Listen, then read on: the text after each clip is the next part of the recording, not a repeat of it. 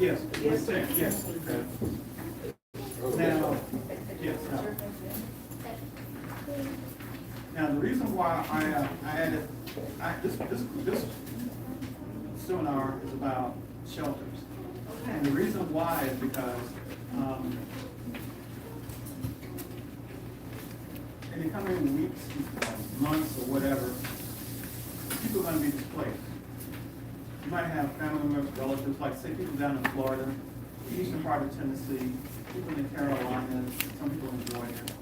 You know, other people are displaced because the hurricane came through, they got no place to live, you know. And so if we, who are in other parts of the country, have property, we have relatives, friends, and so forth, maybe even neighbors, and some kind of disaster befalls them, we have property that we can kind of let them stay on. You know, you can't stay in your house necessarily because you might not have a room. But if you have space on your property, the shelter wants to kind of give you an idea of what kind of structures you can put on the property. For people who you know are looking for property, but they can't afford a home on the property because everything's becoming really expensive, they can still buy raw land. That's something else to kind of talk about, kind of a whole separate thing. But there are places where people go and buy raw land, and you can buy, this is like for sale by owner. You got investors kind of put it out there, you can buy property from them. Sometimes you can buy like little cabins, kind of, you know how you have those cabins, they're more like sheds, like for Home Depot sell. Yeah, I think you can get them on bigger size, make them into a tiny home type of thing. You can get something like that. And that's where the lighting kit that I showed you before, in that little box, you know, those kind of structures, and then some large tents, that is a good lighting option for those situations. So some of these seminars that I do, like the solar, can kind of tie into the shelter, because if someone has to come and stay in your property, they have to live in a tent. And a tent doesn't just mean little small walkout style tents. They come in different sizes and shapes, and I say configuration because there are some tents that fit on top of the roof of your car. Some of you probably didn't know that. They're called rooftop tents. So, you know, there's all different kinds of tents out there. So this portion of the presentation is dealing with shelter. And so the very first one is dealing with tents. And on the very front page, you'll notice that the tents are like those doghouse style tents that you kind of crawl into. These are backpackable tents. So if you get the size of tent that you can carry, or that's why these little carts you can get that you can, I only had so many. Okay. Yeah, sorry about that. So there are carts that you can get. If you, as a matter of fact, for those of you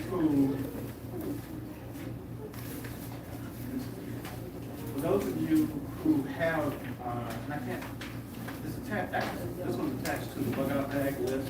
But there's a little, the cart should have been attached to the tent. But there's a cart here that you can connect to your waist, and it's a hiking cart. I don't know if you have to some people might use it, some people might not. It might be on the back of the tent, but it's on the back of the cart. Like this. But yeah, it's a little cart you can get. You can connect to your waist, and put your bag on the back of that in case you have back issues. You could even connect it to your bicycle, that type of thing. This one? And sorry for the confusion. And some of you may not have it because I ran out of ink and so forth. But yeah, it's called a hiking cart, and it looks like that.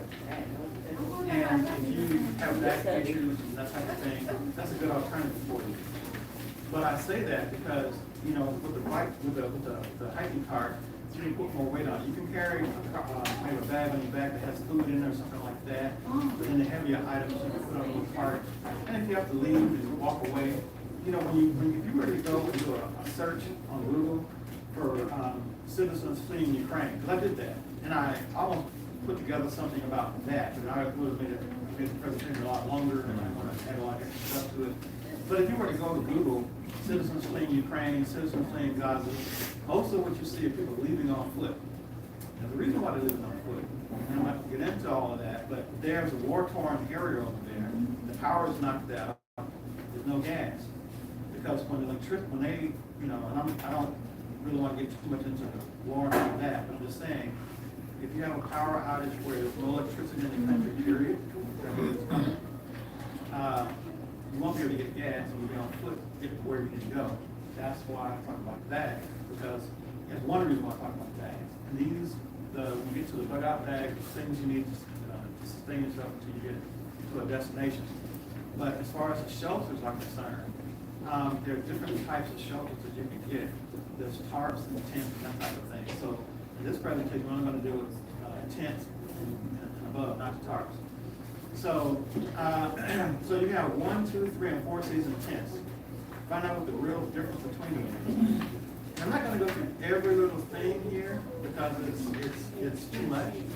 But I would just say 1 season and 2 season tents are like the Walmart tents that you tend to get. If you're going to buy a tent, I would suggest that you. How many of you have ever heard of Cabela's? Cabela's or Bass Pro Shop? Bass Pro.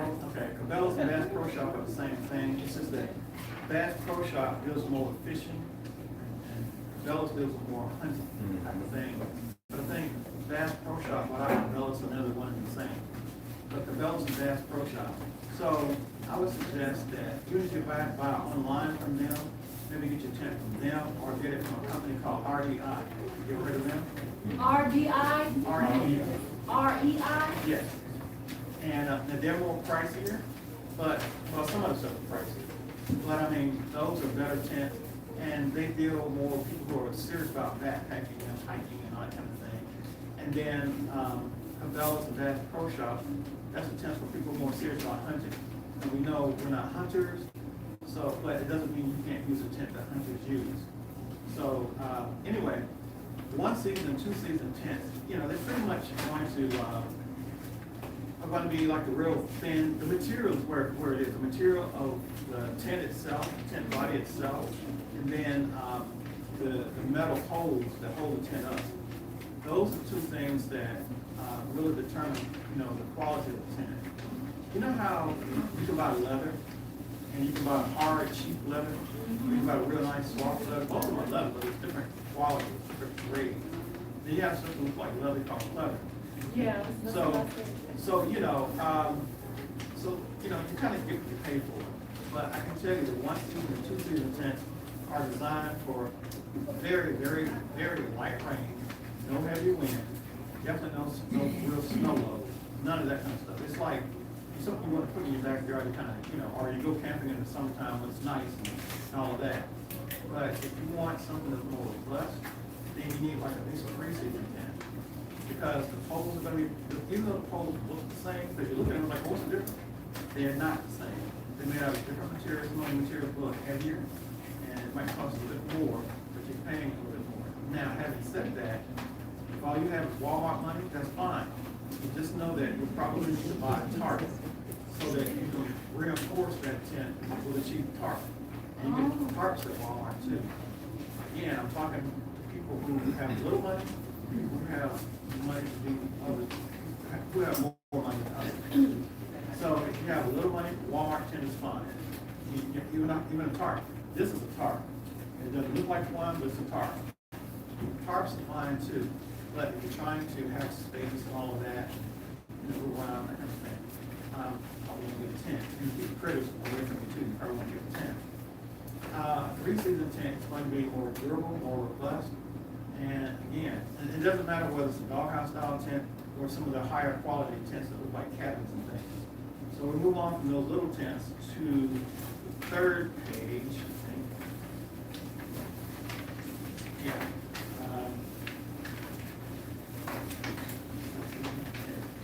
Okay, so actually, the next page is tent options.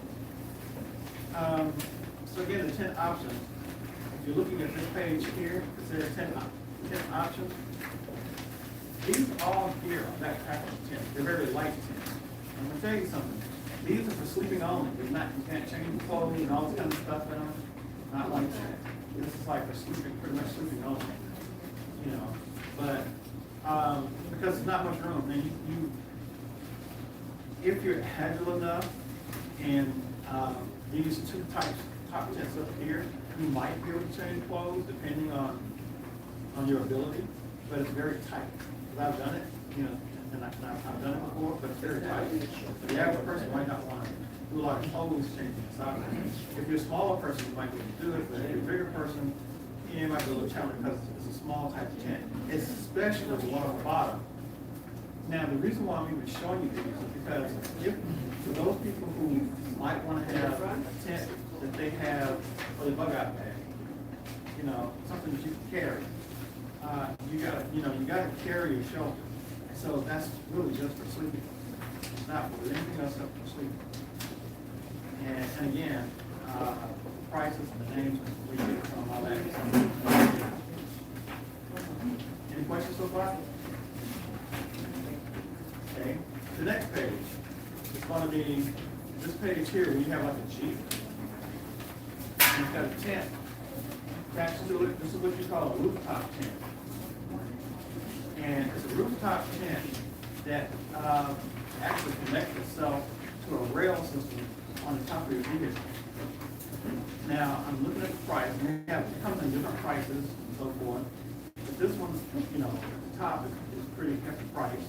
That's somebody who's, you know, doing a lot of adventure camping, that type of thing. But I put it there so you can see just, you know, they have a different version. And not all the tents, the rooftop tents are this price range. There's several rooftop tents a lot cheaper.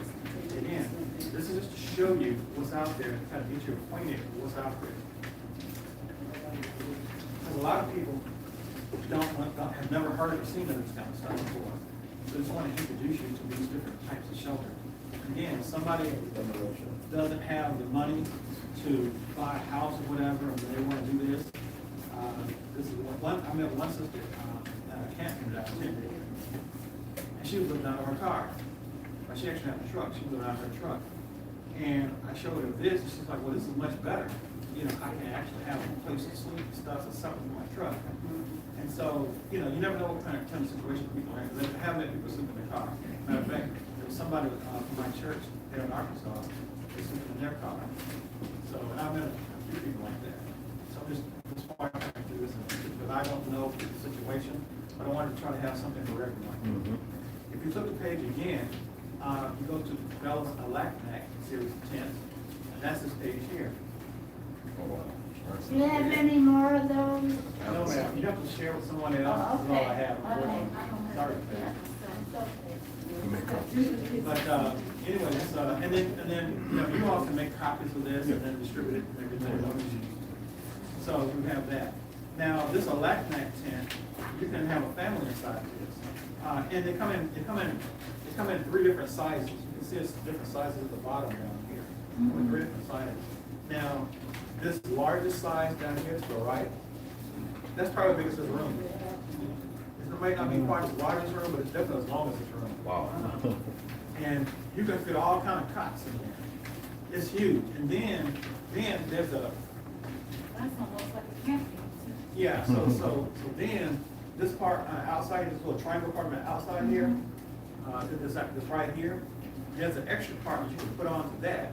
That will probably be about maybe half the size of this, maybe a little less than half the size of this kitchen back here. And then you can use that as kind of like a bathroom or a kitchen or storage or whatever. You know, put your wood, put your firewood out there. And these tents also, you see a little stovepipe jacket out there? These tents can also support a wood burning stove. Wow. They actually make wood burning stoves for tents.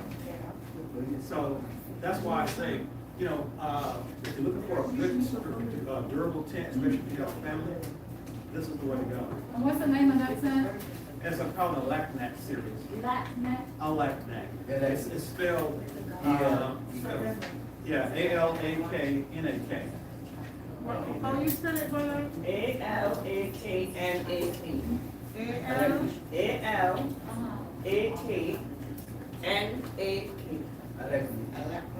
Kansas, no? Yeah, and so they come in 3 different sizes. And the cheapest size, I think, is around $800, something like that.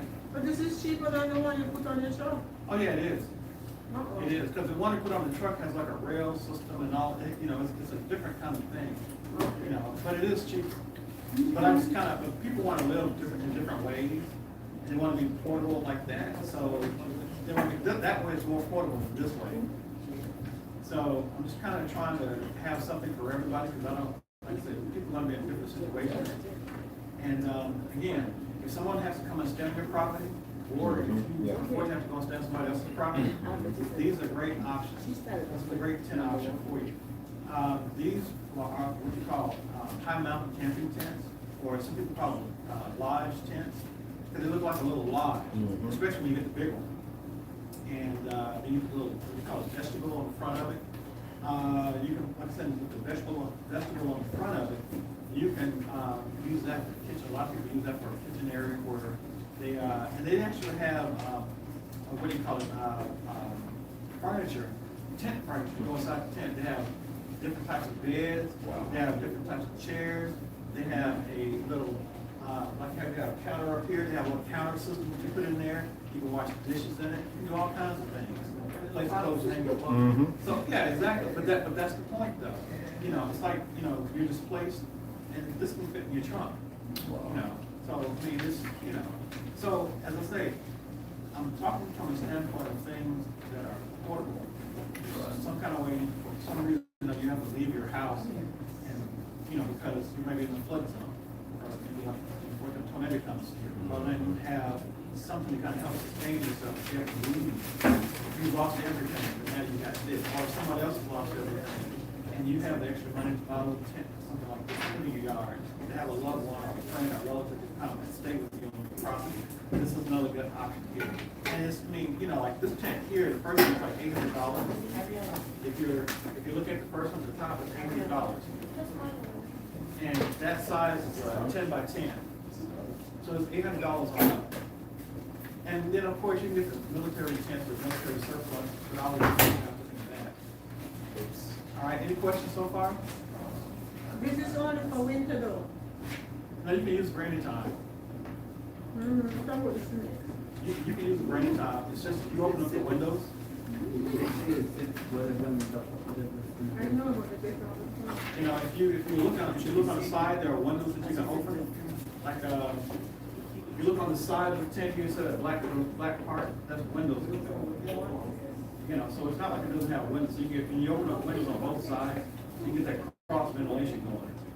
So it is a good winter tent, but you want a tent that's going to be good for the winter. I mean, you don't want to be fried in the summer, you know, but it's good for the winter because it's going to be cold. So when you got the wood burning stove in there, it's going to help you hold the heat. And even in the wintertime, you still want to keep the windows open because of condensation. Any questions?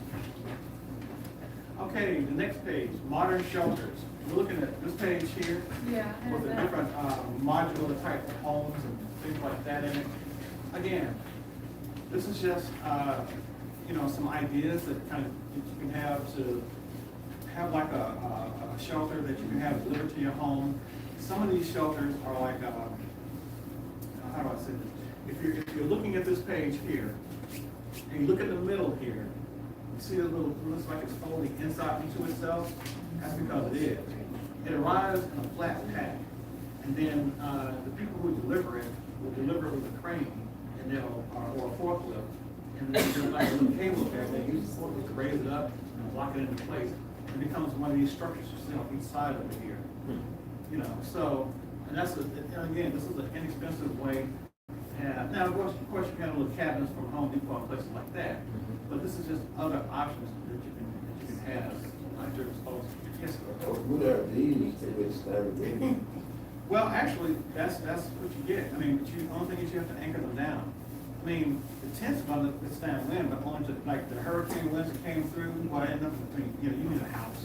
And even some of the houses didn't work with that, you know.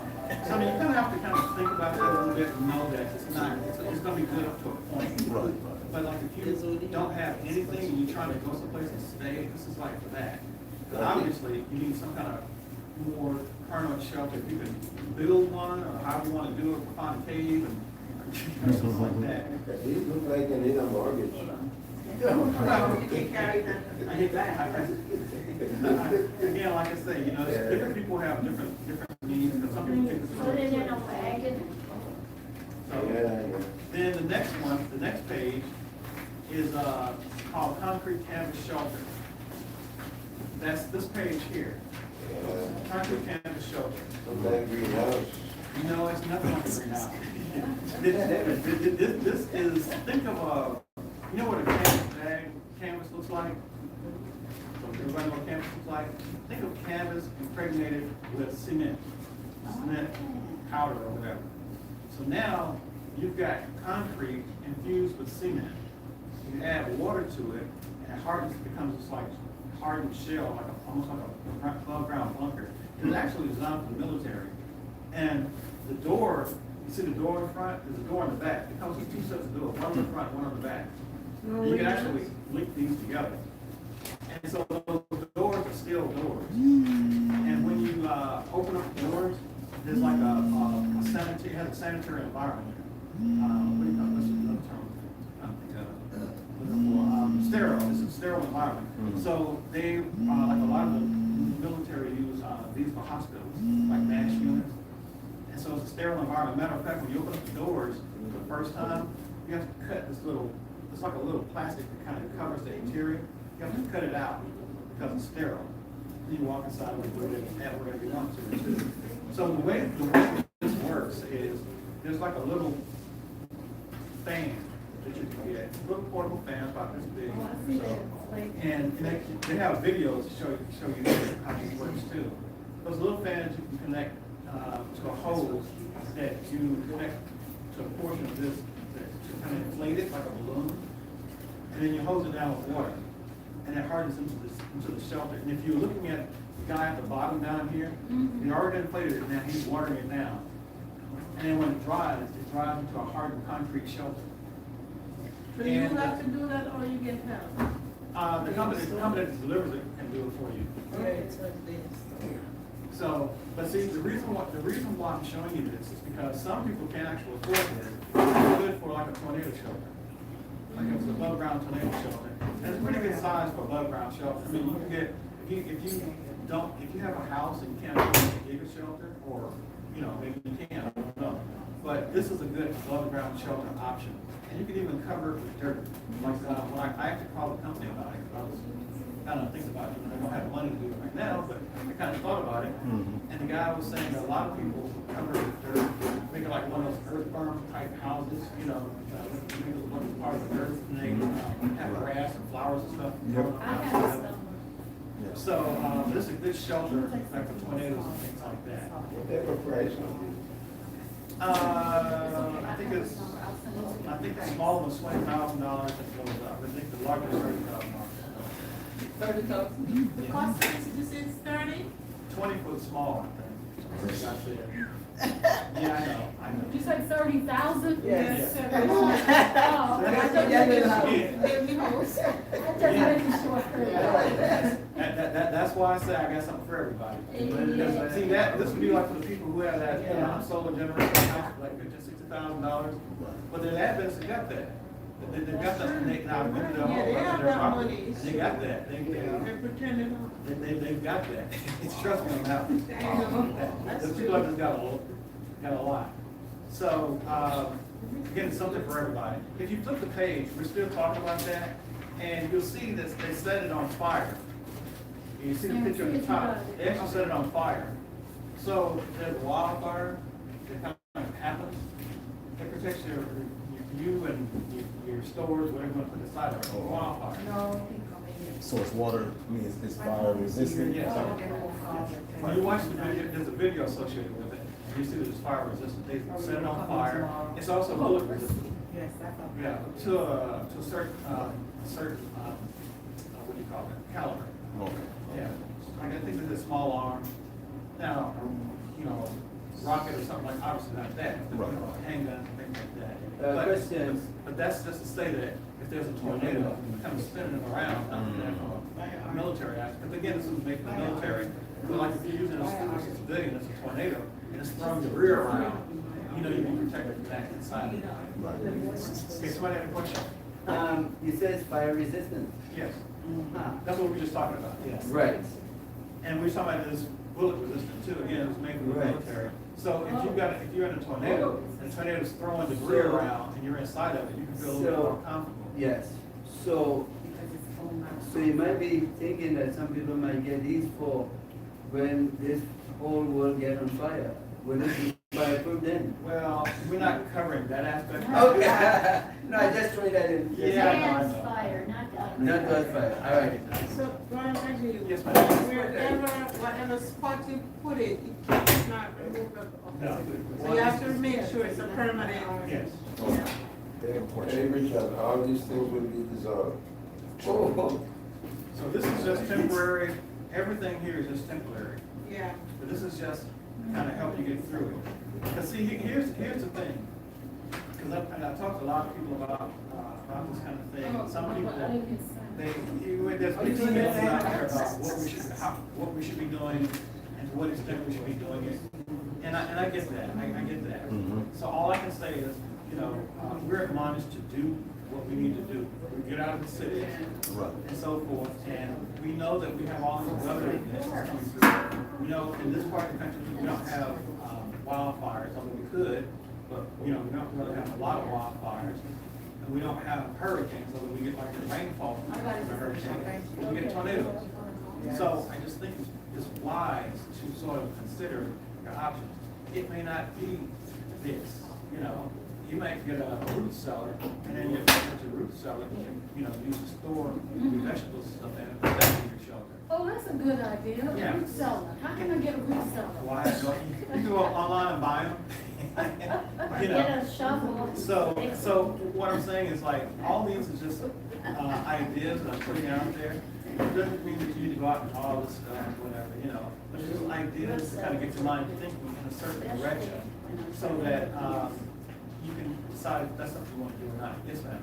I was just gonna answer her question. A good way of, a nice and easy and inexpensive way of using a root so that you can use an old refrigerator, old freezer. That's true.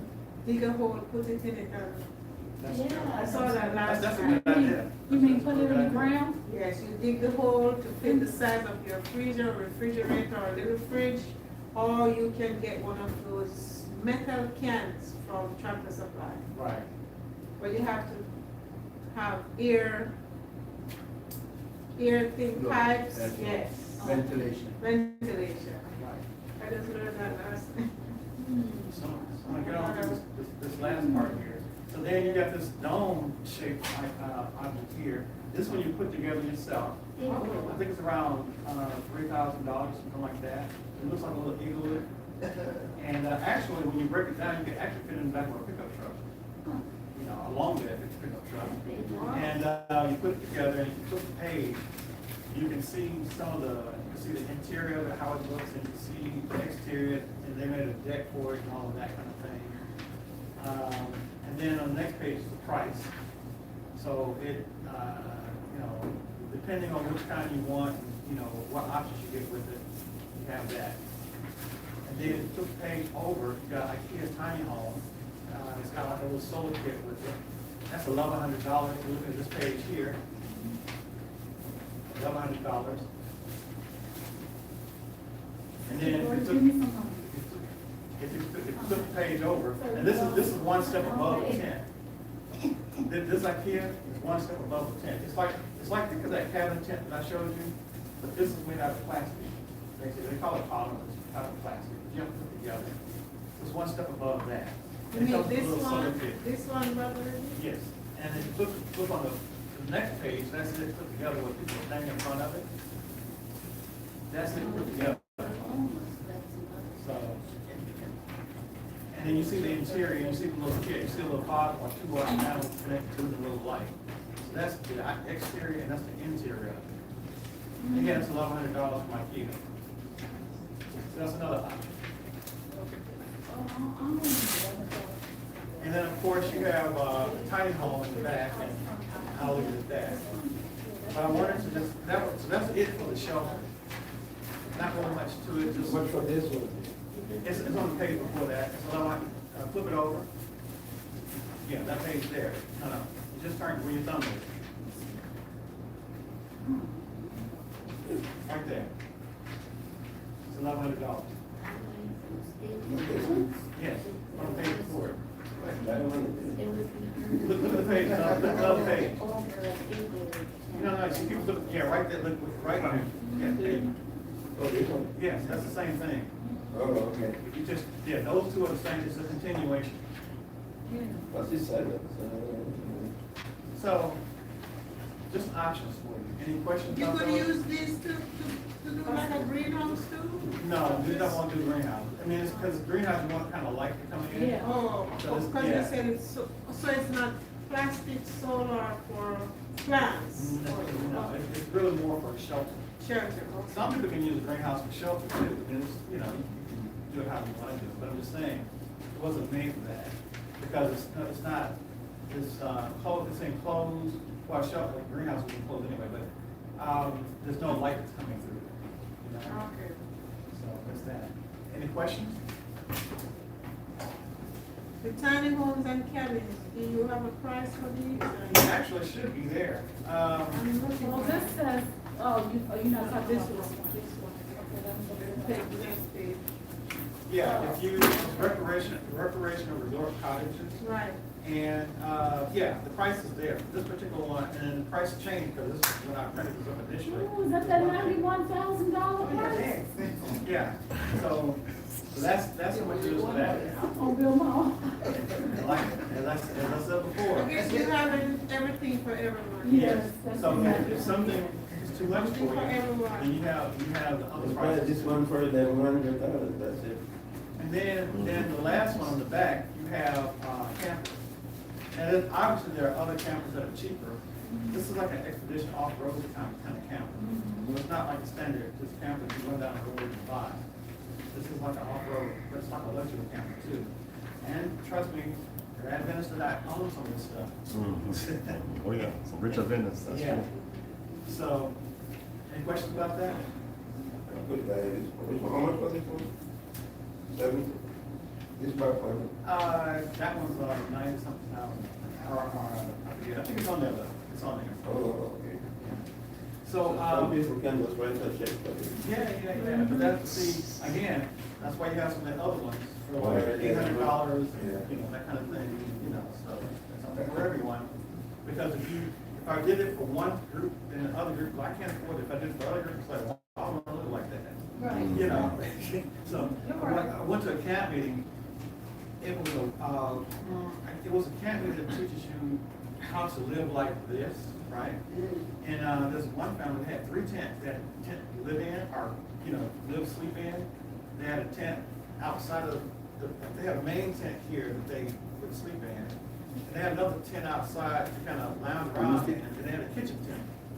I'm like, and it's kind of defeating the whole purpose of, well, you know, so the wife told me, she said, well, if I want to be camping, I want to camp in style. They brought the furniture, and there's other family, they brought like a little stove and all the pots. I'm like, oh man, so you got people who have different ways of looking at things. So I try to be accommodating to different people.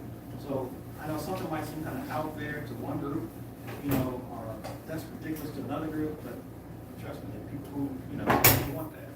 I guess you learned from Moses' experience.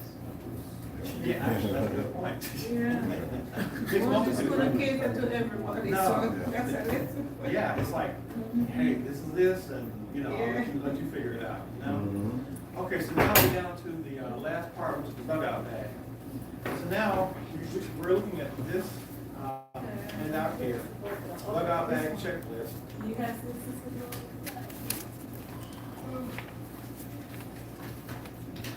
I want to say thank you for hanging in there. I know it's a little long. It's a There's a blessing. lot of information to give. So with the dugout bag checklist, there's a lot of things on this checklist, and we're not going to go through everything. But I would say these are some of the basic things you want to consider. Now, having said that, a lot of people will not be able to carry this. You know, 'cause a lot of people can't carry the weight. Just being honest, I have a bag that's already got some things in it, and it's not even full. But, we have a bag over here I want to show you in just a minute. And I want to have someone come up, volunteer to come up and put it on, because I want you to see how, you know, what it's like. And then maybe let you build your own if you have time, whatever. But if you put all this stuff in a bag, it might be too heavy for the average person to carry. Yes. So this is like a suggestion, and you got to figure out what's the most important to you, and what's the most important thing to you, and price, and weight. Now I will say this: the lighter something is, the lighter and better quality something is, the more it's going to cost. Say, for example, this is not as lightweight as this is. This is very lightweight. And this isn't as robust as this. This right here, this right here is stationary. It's, you can say semi-portable because you can carry, you can put it in your truck, or trunk of your car and carry it around. But it's not backpackable. Some people would say this is too heavy. This has got good weight to it. Oh. So, you know, when you start adding weight to your backpack, you want to carry this. This and this actually kind of weigh the same. And you take this off, and you don't have to weigh more water. You take this off, then this becomes lighter than this. Then this is still lighter than both of these. So, but these two, any one of these two, that's section. But any one of these two is going to be better than this because they're better quality. And they purify water differently. You can purify more water quicker than you can with this. But when you're trying to build a bug out bag, or I call it a bug out bag, but it's a go bag or a emergency bag. When you're building your bag, you got to take all these different things into consideration. You might want this instead of this. Then you gotta think, okay, can I carry that? And if I can, or I think it's worth the weight, then you're gonna carry it. If you don't think it's worth the weight, then you're gonna go with this. So it's a kind of a judgment type of thing. And you have this, which is very lightweight. It's a little lighter than a toast bottle, I showed you earlier. All right. So, but you have a headlamp. Well, you need both? Not really, but is it nice to have? Yes. You just carry the headlamp and kind of put the headlamp up in the tent, whatever, you know, use that for your light. But is this worth the extra weight? So no. Again, this collapses down like that, and that is this thin. See? So everything you have to kind of think about. This right here is this. Okay? So and this kit right here, this is the lightest water purifier up here. You know, but again, like I say, is it as robust as these other ones? No. But it'll get you home. You know, if you're just trying to get home, or and this is another thing too, because I know that this is a big question people have. Well, how long can you stay out with it for? It just depends on how you set it up. Building an emergency bag, like either one of these bags up here, it's not about just running off into the woods and just hoping the Lord will take care of you. It's not about that. It's like having a location to go. My house burned down. My house got torn up by a tornado. I need to come over to your house, and you know, I have a bag. Like when I come to your house, I got something. I got my own way of purifying water. I got my own little food, maybe to last a little bit. And we're going to talk about this too. This is freeze-dried food. This is just a representation, and it, you know, wouldn't be a pack this necessarily this big. I have other freeze-dried food. This right here is multigrain, ozo, garbanzo beans, and kale. Let's talk a blend. But I can take this, mix it up in this, boil hot water in this, make a nice soup. And I've got a nice vegan meal here. See? And this is all in this little tight package. So this company here is by a company called Freeze Dried Wholesale. So and each person carries their own version of it. See, this right here swells.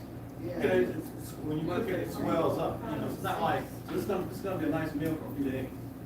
So that's why I say this is. And see, it's lightweight compared to some of the other stuff. But there's different ways that you can cook and all that kind of thing. You said freeze-dried? Freeze-dried wholesalers.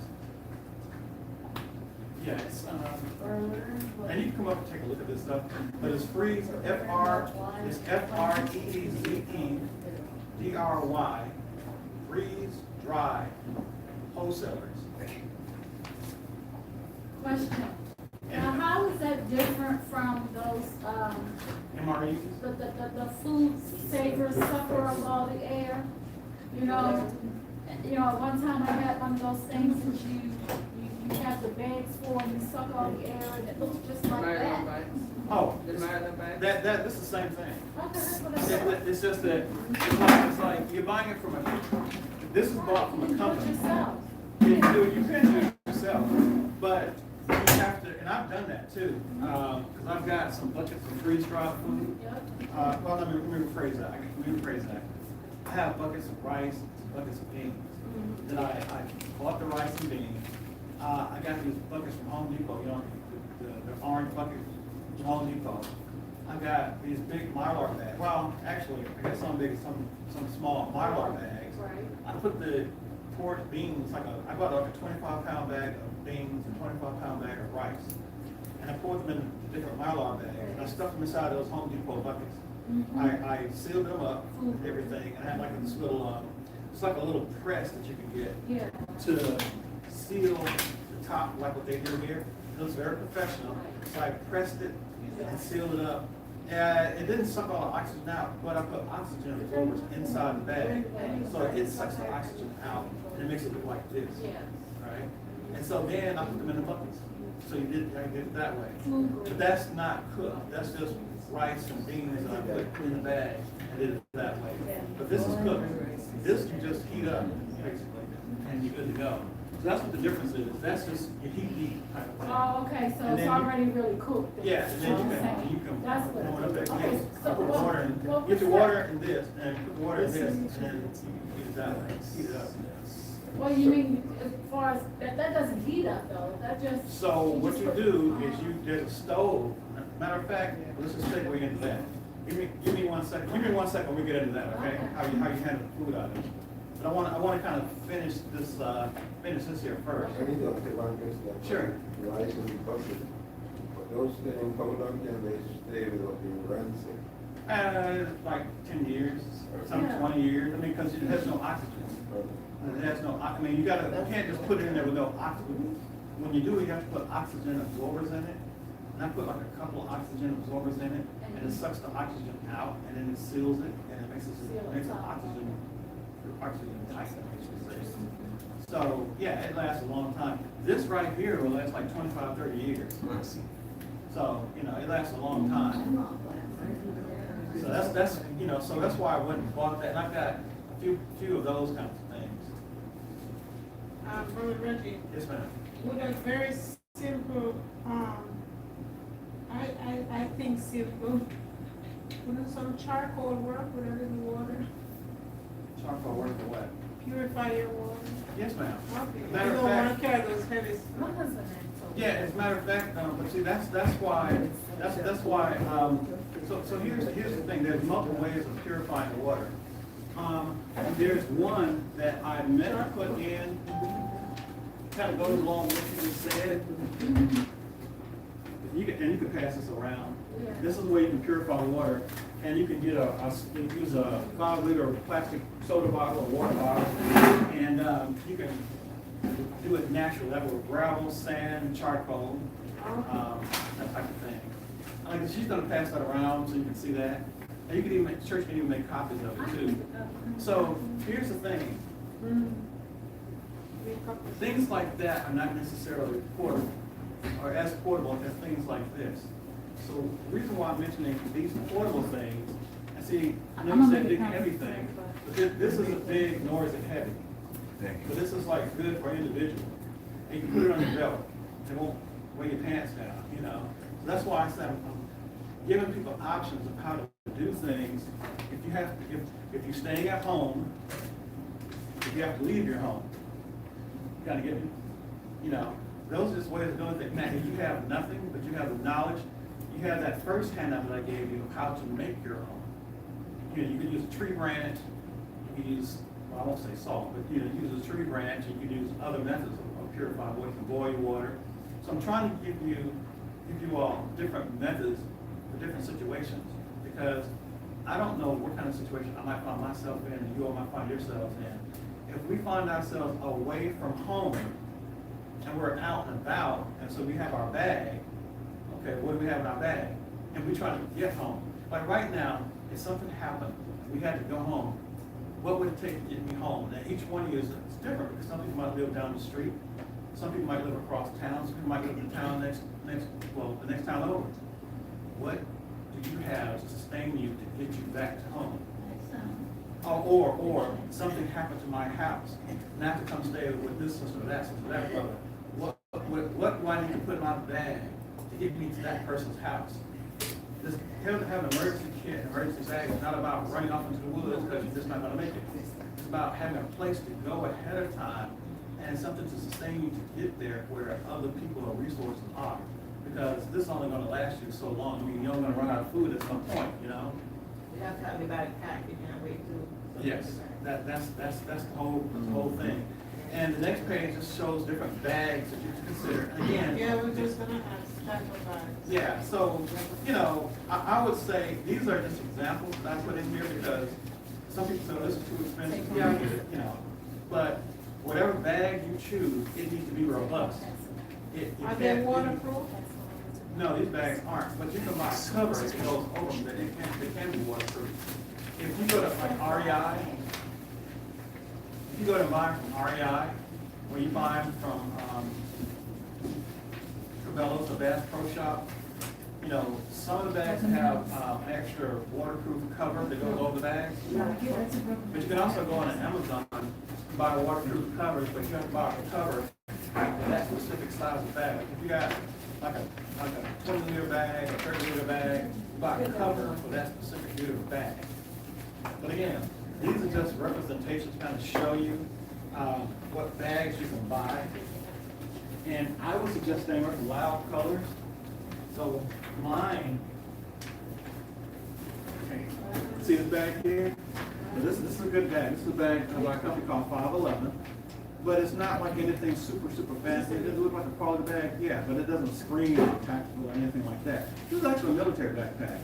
But it doesn't look like a military backpack, it does. Oh. I want to show you. Matter of fact, I'm going to have one guy come up here and put it on. We're getting there. So I wanted to show you guys this.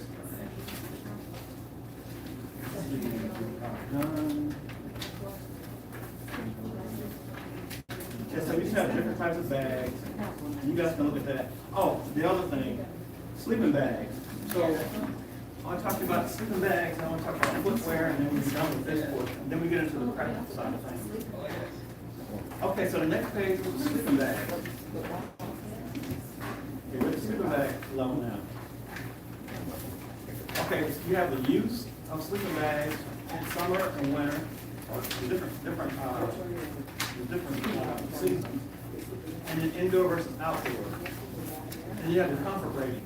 Now, I'm going to say something here. Comfort rating, they have the comfort, they have one here, comfort rating, but don't go by that, go by you, because, like, for me, that comfort rating doesn't mean anything. I sleep cold, meaning that, you know, I get cold at night, and what the comfort rating might say.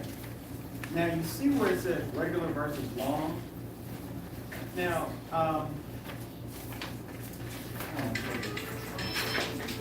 there are different types of, like the military has what they call MMSS, Modular Military Sleep System, right? And so that's where you put one sleeping bag. You have a summer sleeping bag that's real thin and lightweight. And I have something up here like, well, this is a sleeping bag liner. And I actually have a sleeping bag. Okay. I'm not going to pull it out because it's like a lot to put back in. But this is like a standard size sleeping bag. This is what it looks like, right? And I brought it so you can see. And at some point you can come up here and feel it. This is a sleeping bag. This is tucked inside of here. You make a bag smaller than this for the summer bag. This is a military bag, right? Now they make a version slightly smaller, but it's about this much, just tall compared to this one. And this is not even compressed. I just have it tucked in here, so it can get smaller. But anyway, the smaller bag is this much less. It's like from here down is what the smaller bag is. Now, this is a, say, fall bag. Now, there's another bag that's a summer bag. So you put the summer bag inside of this bag and make it a winter bag, which means it brings you down to below zero. but it depends on what kind of clothes you're wearing. So, I talked about shelter before. I want to say this, something I forgot.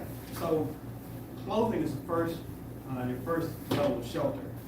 So you have regular clothing, then you have the waterproof clothing. And these are waterproof pants. I can step into these pants and have a flap here and stick it in my pockets and things. They're waterproof pants. They have a cheap version of this. It's called Frog Togs. If you go to Walmart, you get Frog Togs for like $15. They have to get your size, but the pants might be $15. Frog what? Frog Togs, T-O-G-S. T-O-G-S? Frog Togs. Okay. So the pants might be $15 and then the top might be $15 to $20. They're Frog Togs. So you got the waterproof, so you got the regular clothing for the hot and cold. Then the next level of shelter is going to be your waterproof shelter. This is a waterproof jacket. I got this jacket. I think I got it from REI. But anyway, you can get waterproof rain jacket at Walmart. So anyway, this represents. You don't have to buy this. This represents waterproof clothing if you're out and about. And not even when you're trying to walk long distances. Just if you're out and about, got to do yard work and stuff like that. You don't want to get wet, but you don't want to carry an umbrella around like you do in the city, because you actually got work to do. You get rainproof clothing, and you're good to go. I want to show you that. So that's one thing, all right? So that's the first level of shelter. You get the other levels of shelter as well that we went to before. But anyway, so this is a sleeping bag. This is a liner that goes inside of a sleeping bag. Now, inside of this is separate. I just had it stuck in there. This is another version of a sleeping bag. Now this is a Mylar sleeping bag. Now you know the little Mylar blankets the little silver Mylar blankets that you can get. They tear very easily, very, very easily. So this is a Mylar sleeping bag by a company called Titan, right? And this used to cost $15, and now it costs like $30.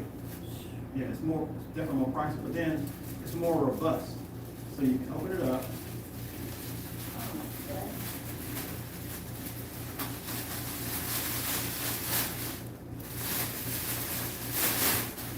To give you some idea of how big it is. Now you can fit inside of it, right? Now, what you do, you see this silver material here? Yeah. It reflects your body heat back to you, up to like 90% of your body heat back to you. Wow.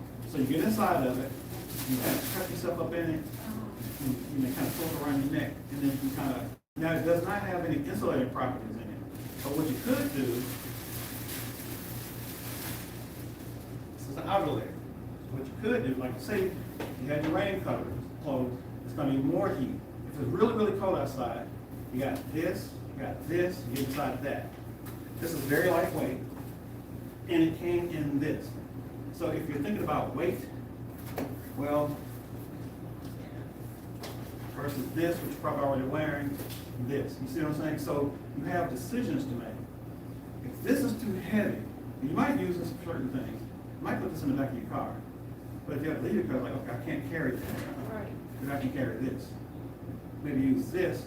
This is a sleeping bag liner. And it's much lighter than this. It's heavier than that, but it's much lighter than that. Now, I can take this out. I'm not going to do it, but I can take this out. Put this is made out of fleece. I can take this and put it inside this. Now I've got some kind of insulating properties. This has no insulation, but it does trap your body heat. It's wind resistant, windproof and waterproof. Traps your body heat. So you get inside of it, put this inside of it, and get inside that. And then you got a little bit more insulation, and you got windproof, waterproof, that type of thing going on. Plus whatever clothing you have on you. The problem with this is when you get inside of it, it gets warm enough, you're going to start sweating. And your clothes are going to get wet. So you're going to kind of fluff it like this every so often. You don't want to get you want to try to get comfortable where you're not freezing to death, but you don't want to get hot. Because then your clothes are going to get wet, and that's going to create another problem. So you have to be kind of wise with it. But I'm just trying to show you what's possible to do. Sleeping bag liner, which in the sleeping bag liner is to go inside the sleeping bag so that you don't sweat inside the sleeping bag. You don't have to wash it as much. You wash the liner and you save the sleeping bag. But if you know, if this is like too heavy, this is cheaper than this. And you can put this inside of that. So, yes, ma'am. And then you have gear for that, What's that? and you had gear to keep it at warm. Well, yeah, you can cover that. Yes, ma'am. What do you think about mummy-shaped, goose down, by mummy-shaped, I mean it's conformed to the shape of the body, goose down zipper bag, not zipper bag, sleeping bag. It's okay. What's the question? What do I think about? Well, yeah, what do you think about, Well, have you and ever seen any of those goose down? They have them here listed too.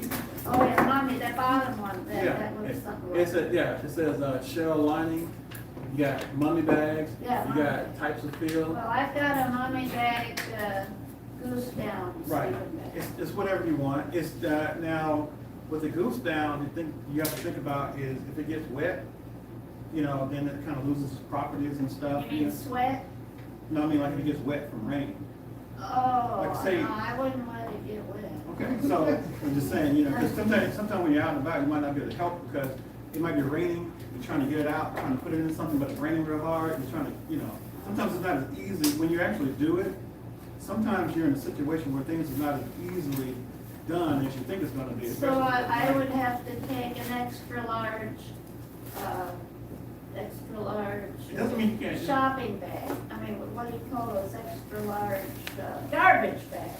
Yeah, and that was another thing I want to get into. Yeah, put it in You do need something to protect your sleeping bag, you know, from getting wet per se, you know. But for this part, I wanted to show you what's possible with this. And we're gonna get into what you just said too. Give me a second here. So any questions about that so far? Now, what you put this down here for a second, what you just said, if you don't have a lot of money, so you got $20, I like the $20 range. $20, you can get this kind of water, well, $4, you get this kind of water purifier.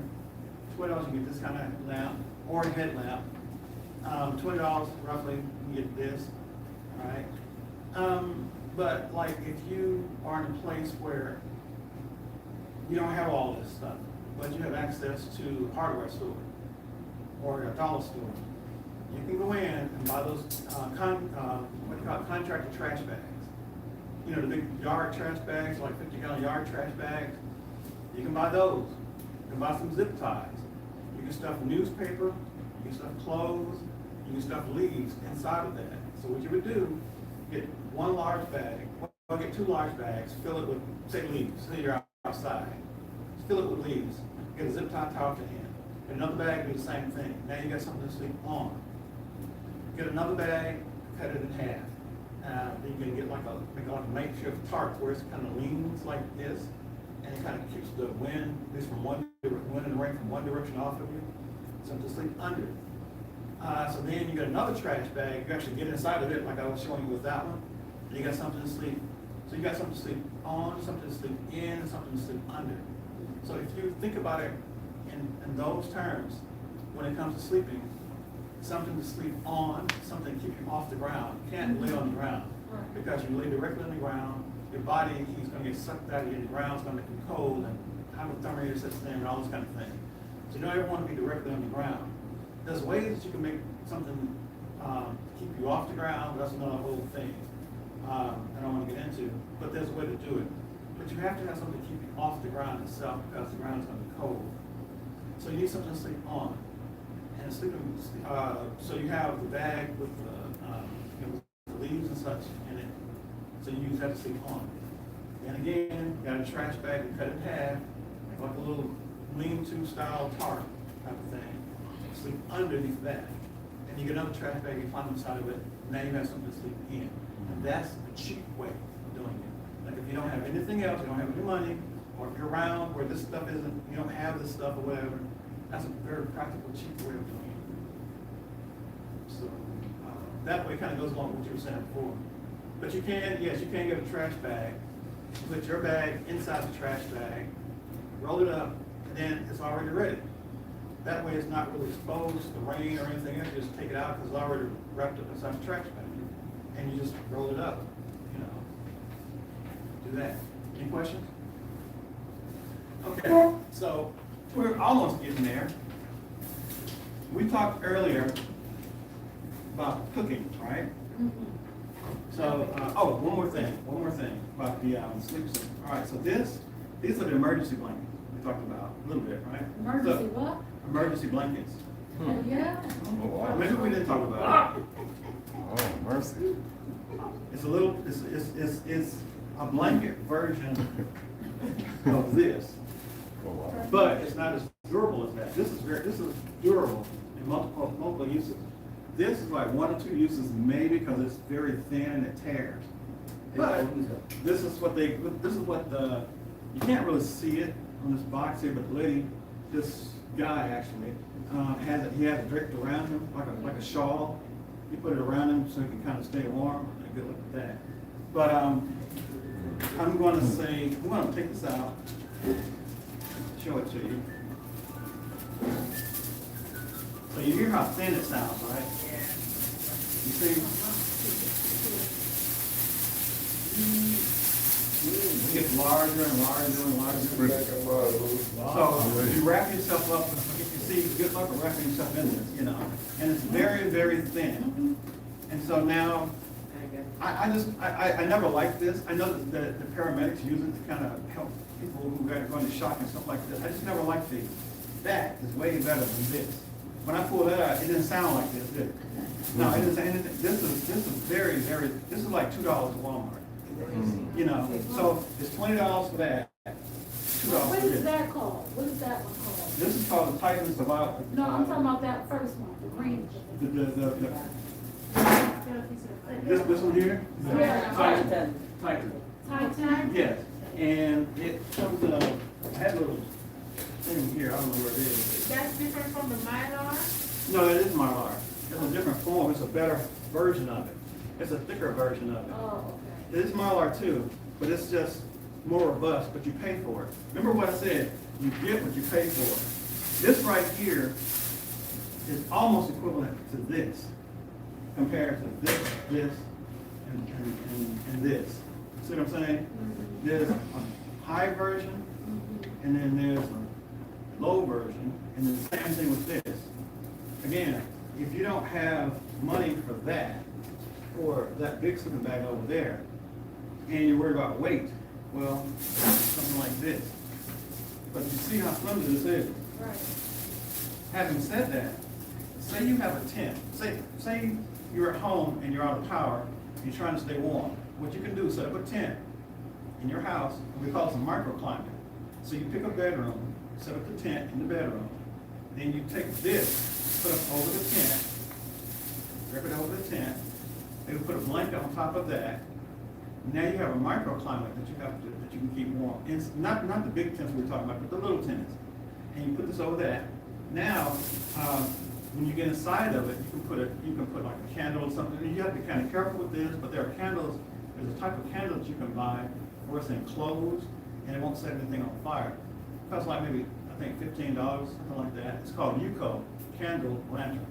UCO candle lantern. And you look that up, you'll see it.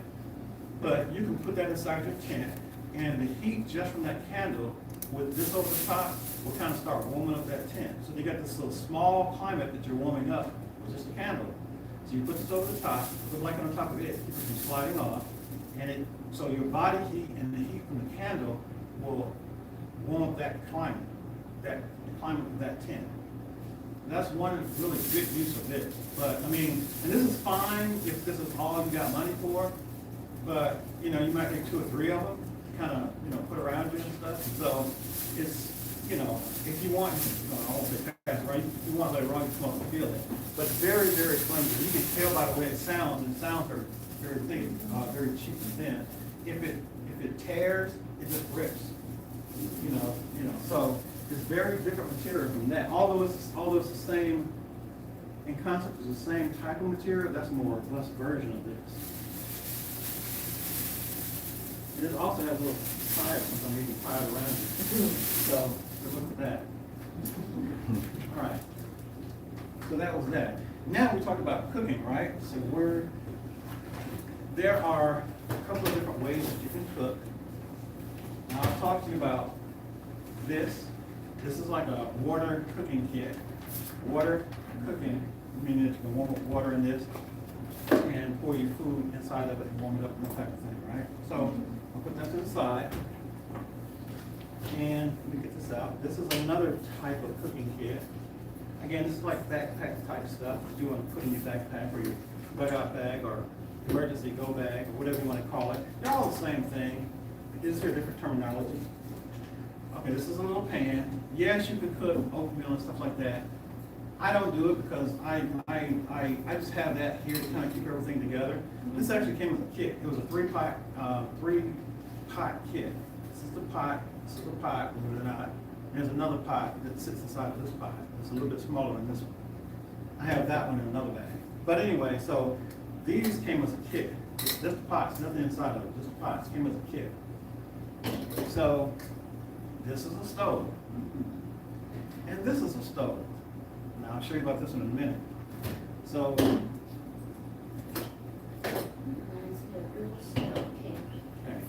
This is a propane canister, right? I took the top off and then it's exposed. The way this works is you screw this on the top like this.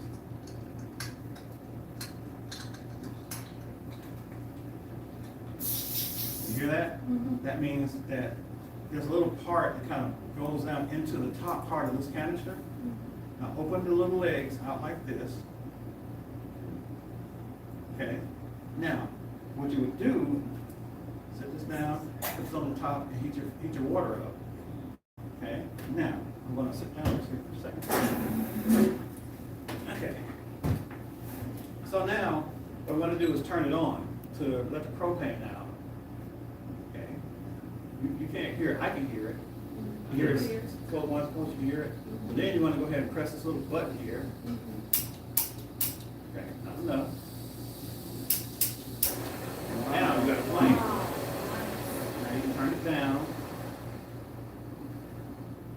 Turn it down and slow cook. Right? You can turn it up. And the higher you turn it, the more fuel you're going to use. Right. Keep it down. But if it's windy outside, you might want to turn it higher so it doesn't blow it out. Right. Okay? So you have that going like that. Turn it off. Want to turn it off. Turn it down like this. Want to turn it off. Shut it off like that. Okay? So this is a stove. Now what you do, you put water in this, put on top of that, let it boil. Okay? This is one method of cooking. And then, now these propane stoves, people say how long do they last? Well, it depends on how long you run it. Yeah. They make these in different sizes, but it depends on how long you run it. And if you, for me, just boil it, I'm just gonna boil water. So, whatever I'm gonna do, I'll boil water, put food in, let it warm up, let this reconstitute, let it swell up inside of this, eat out of it, and that's it.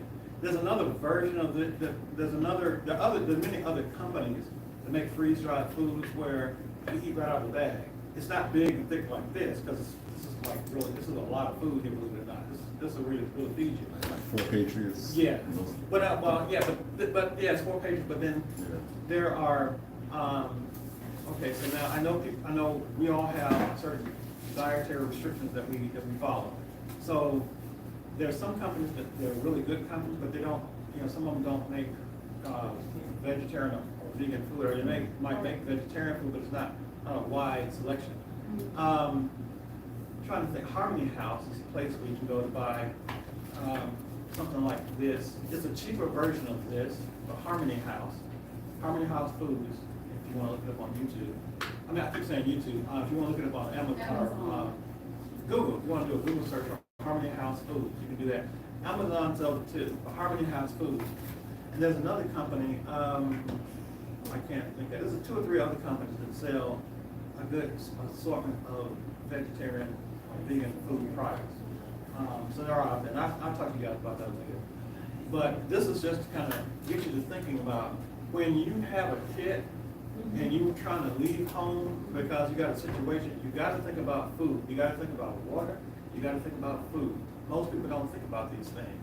or if you think about all this cool stuff that, oh, we can't afford, whatever, you don't think about food. As Adventists, you have to think about your health. We're people, we're all medical missionaries, right? So we all have to think about our health and our strength and things like that. So in your bag, your emergency kit, or whatever you want to call it, I'm just going to refer to it as an emergency kit. You want to make sure you have your vitamins, whatever medication you take, and things like that. But if you're going down the street, like maybe 5 miles, you might not need food. You just need water. So you might not pack a lot of food, maybe some peanuts or granola or something like that, But if it's going to take you a minute, like a couple of days or whatever, you might want to consider your food and what you want to need to eat on the way. So this is one way of cooking, right? So then that's What's that. the name of that little stove? Well, this one, who makes this? This is from a company called Jet Boil. This little Jet stuff here, Boil? a company called Jet Boil. Yes, Jet, Jet-B-O-I-L, Jet Boil. And again, this is the top portion. The top portion is separate from the bottom portion, meaning that you have to buy, like this is just a stove. This right here, the stove, is sold by itself. Now, you can buy other cheaper stoves. There's several, again, what I'm showing you is just a representation of what exists. There are some that make cost like $20, some might cost $15 or whatever. They come in different sizes and that kind of thing. So, again, what I'm showing you here is what I have, but you can go out and find your own version and see if that fits more so in your budget. But at least now you understand what to look for. So this is, and so both of these require some type of fuel. This is going to run out at some point. But if you're doing something real quick and you don't want to draw a lot of attention to yourself, really you probably want something that you don't have to heat or cook or anything, just eat on the go, kind of like granola or peanuts or something like that. That's one thing. But then if you want something that you can eat really quick without creating a fire, well, this is a way to do it too, really quickly. So that's one method. Well, Reggie, can that little thing work with the bigger can that Walmart sells? Yes. That little, Well, wait, well, are you talking about the green ones? yes. I don't know, I haven't tried that. I know that this type comes in a fatter, taller canister, and it works with that. I don't know if it works with the tall green one. And actually I have a green one at home, but I never thought about that. It's like a separate purpose that I have out for. But I don't know, I can't answer that question. But any of these types, no matter what size it is, I mean, it works with that, it's just fine. And so that's that. Now, this is another type of stove. And this stove is kind of pricey, but they make cheaper versions of it. But the cheaper versions of it are going to be where you have to put them together. A lot of them you have to put together. This one, it's not that you have to put it together, you have to, I'll show you. Better to show you than to tell you. Yeah. That's a stove? This is a stove. You're like, how is this a stove? How is this a stove? It's got a little weight to it too. It's not light, but you see I've used it before, right? Oh, yeah. Okay, so this is how you do it, like an accordion.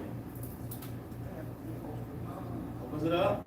Okay. And there's two, you can't really see it, but there's like a, this little part drops down. Oh, I see. It's harder to do it sitting down, trying to show you, than to stand up. Because if you stand up, you just shake it and it all falls into place like this. Yeah. That ain't gonna go. All right. There. They're both trying to come down at the same time.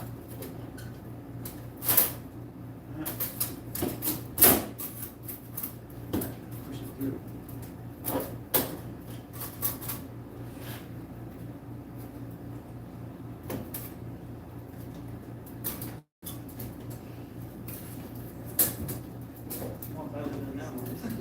No, this is the first time this has ever happened. But the devil's a lie. This is the first time this ever happened. You see my hands getting dirty from where I use it. But the whole time, I never did this. Well, anyway, I'm gonna kind of let it go at that. But what is supposed to happen is this bottom part is supposed to open up like that, and it's supposed to sit flush like that. like this is the first time this ever happened.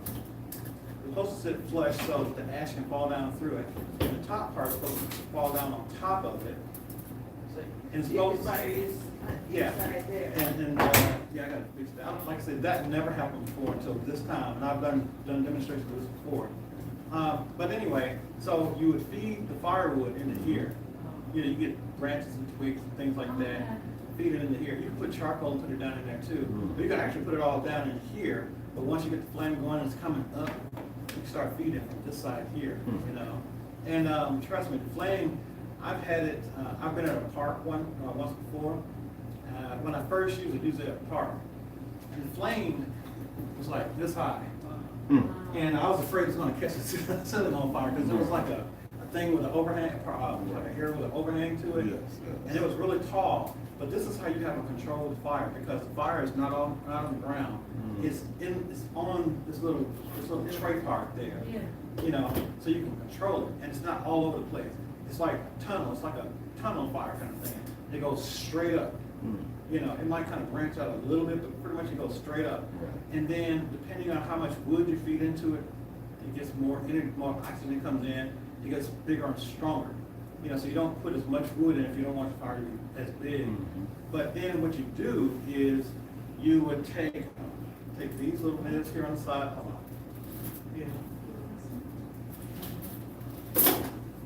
And you put them across this like this. So another one you take off. That across like that, like so.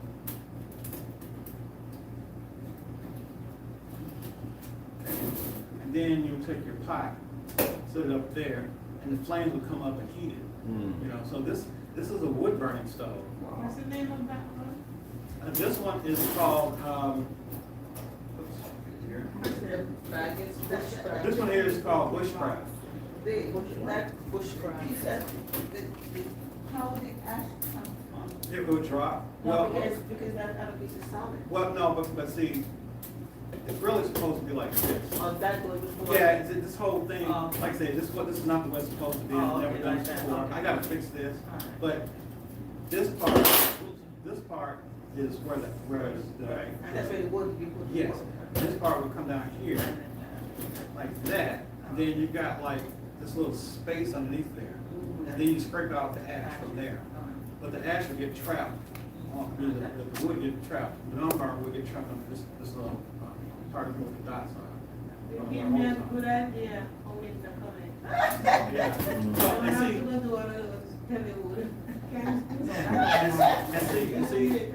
and see, the thing is, this isn't just the way to heat food. This is also like a fireplace, you know, like a campfire, because you're gonna feel the heat from it. If you just put wood in it, you sit back, and then you got a heater, you know, or a stove, you know, a heater and a stove. So it's a combo type of thing. So, but like I said, that's the first time it ever did that. So you know, then you put this back in there like so.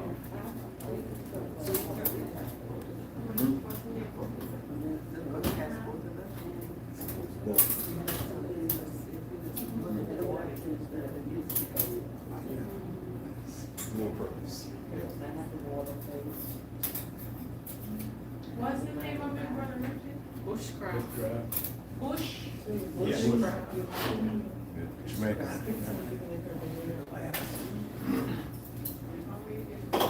Okay, so So, like I said, could keep you warm, like maybe 1 or 2 people warm. exactly. No, your wife just reminded me of something I'm gonna have, not in the house. Like outdoor. Fumes, yeah. I was just thinking of that. Right. Yeah. Okay, so yeah, it's bush box. That's what it's called. It's bush box, bushcraft bush box. Oh. And that's the German version. There's an American version, but the American version is kind of put together. I mean, you literally have to put everything together, and it's not fun. I have a friend that bought that version, and you know, and she bought this. Oh, this is kind of confusing. I'm like, yeah, it is. I don't think I get that version. I get another version. So that version is much easier. It's like I said, normally when I'm standing up, I can take it, I can shake it, and both just fall down in the normal place. I don't know why I was doing that because I'm nervous or whatever, you know. but anyway, but normally that one works very well. You see how dirty it can get. So you kind of want to clean it off too. So we talked about the different methods of cooking. Any other questions about that? Okay, so now, this is not really something that's part of the normal presentation, but someone told me that they were afraid of snakes. And, you know, when you're hiking or you're out in the yard, you know, going around cutting wood or doing things, you got maybe tall grass you got to cut. These are called snake guards. And what you do, you put them around your leg, over your pants and your boots.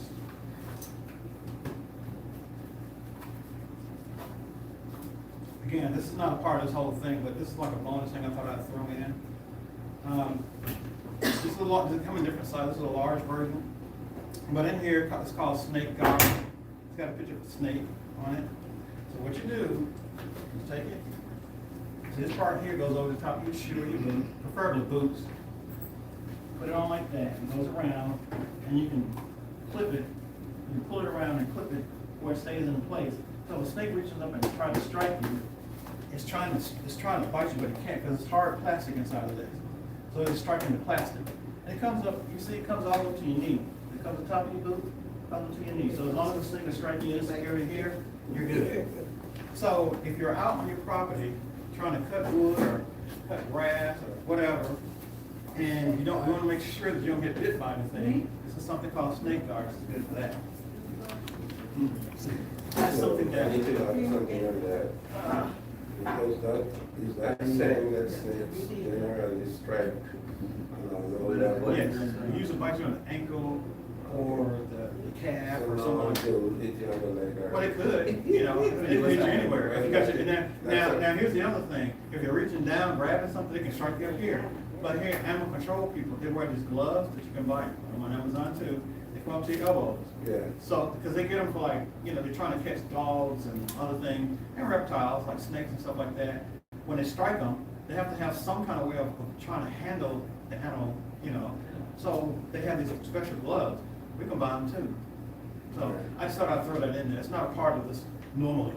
I just threw that in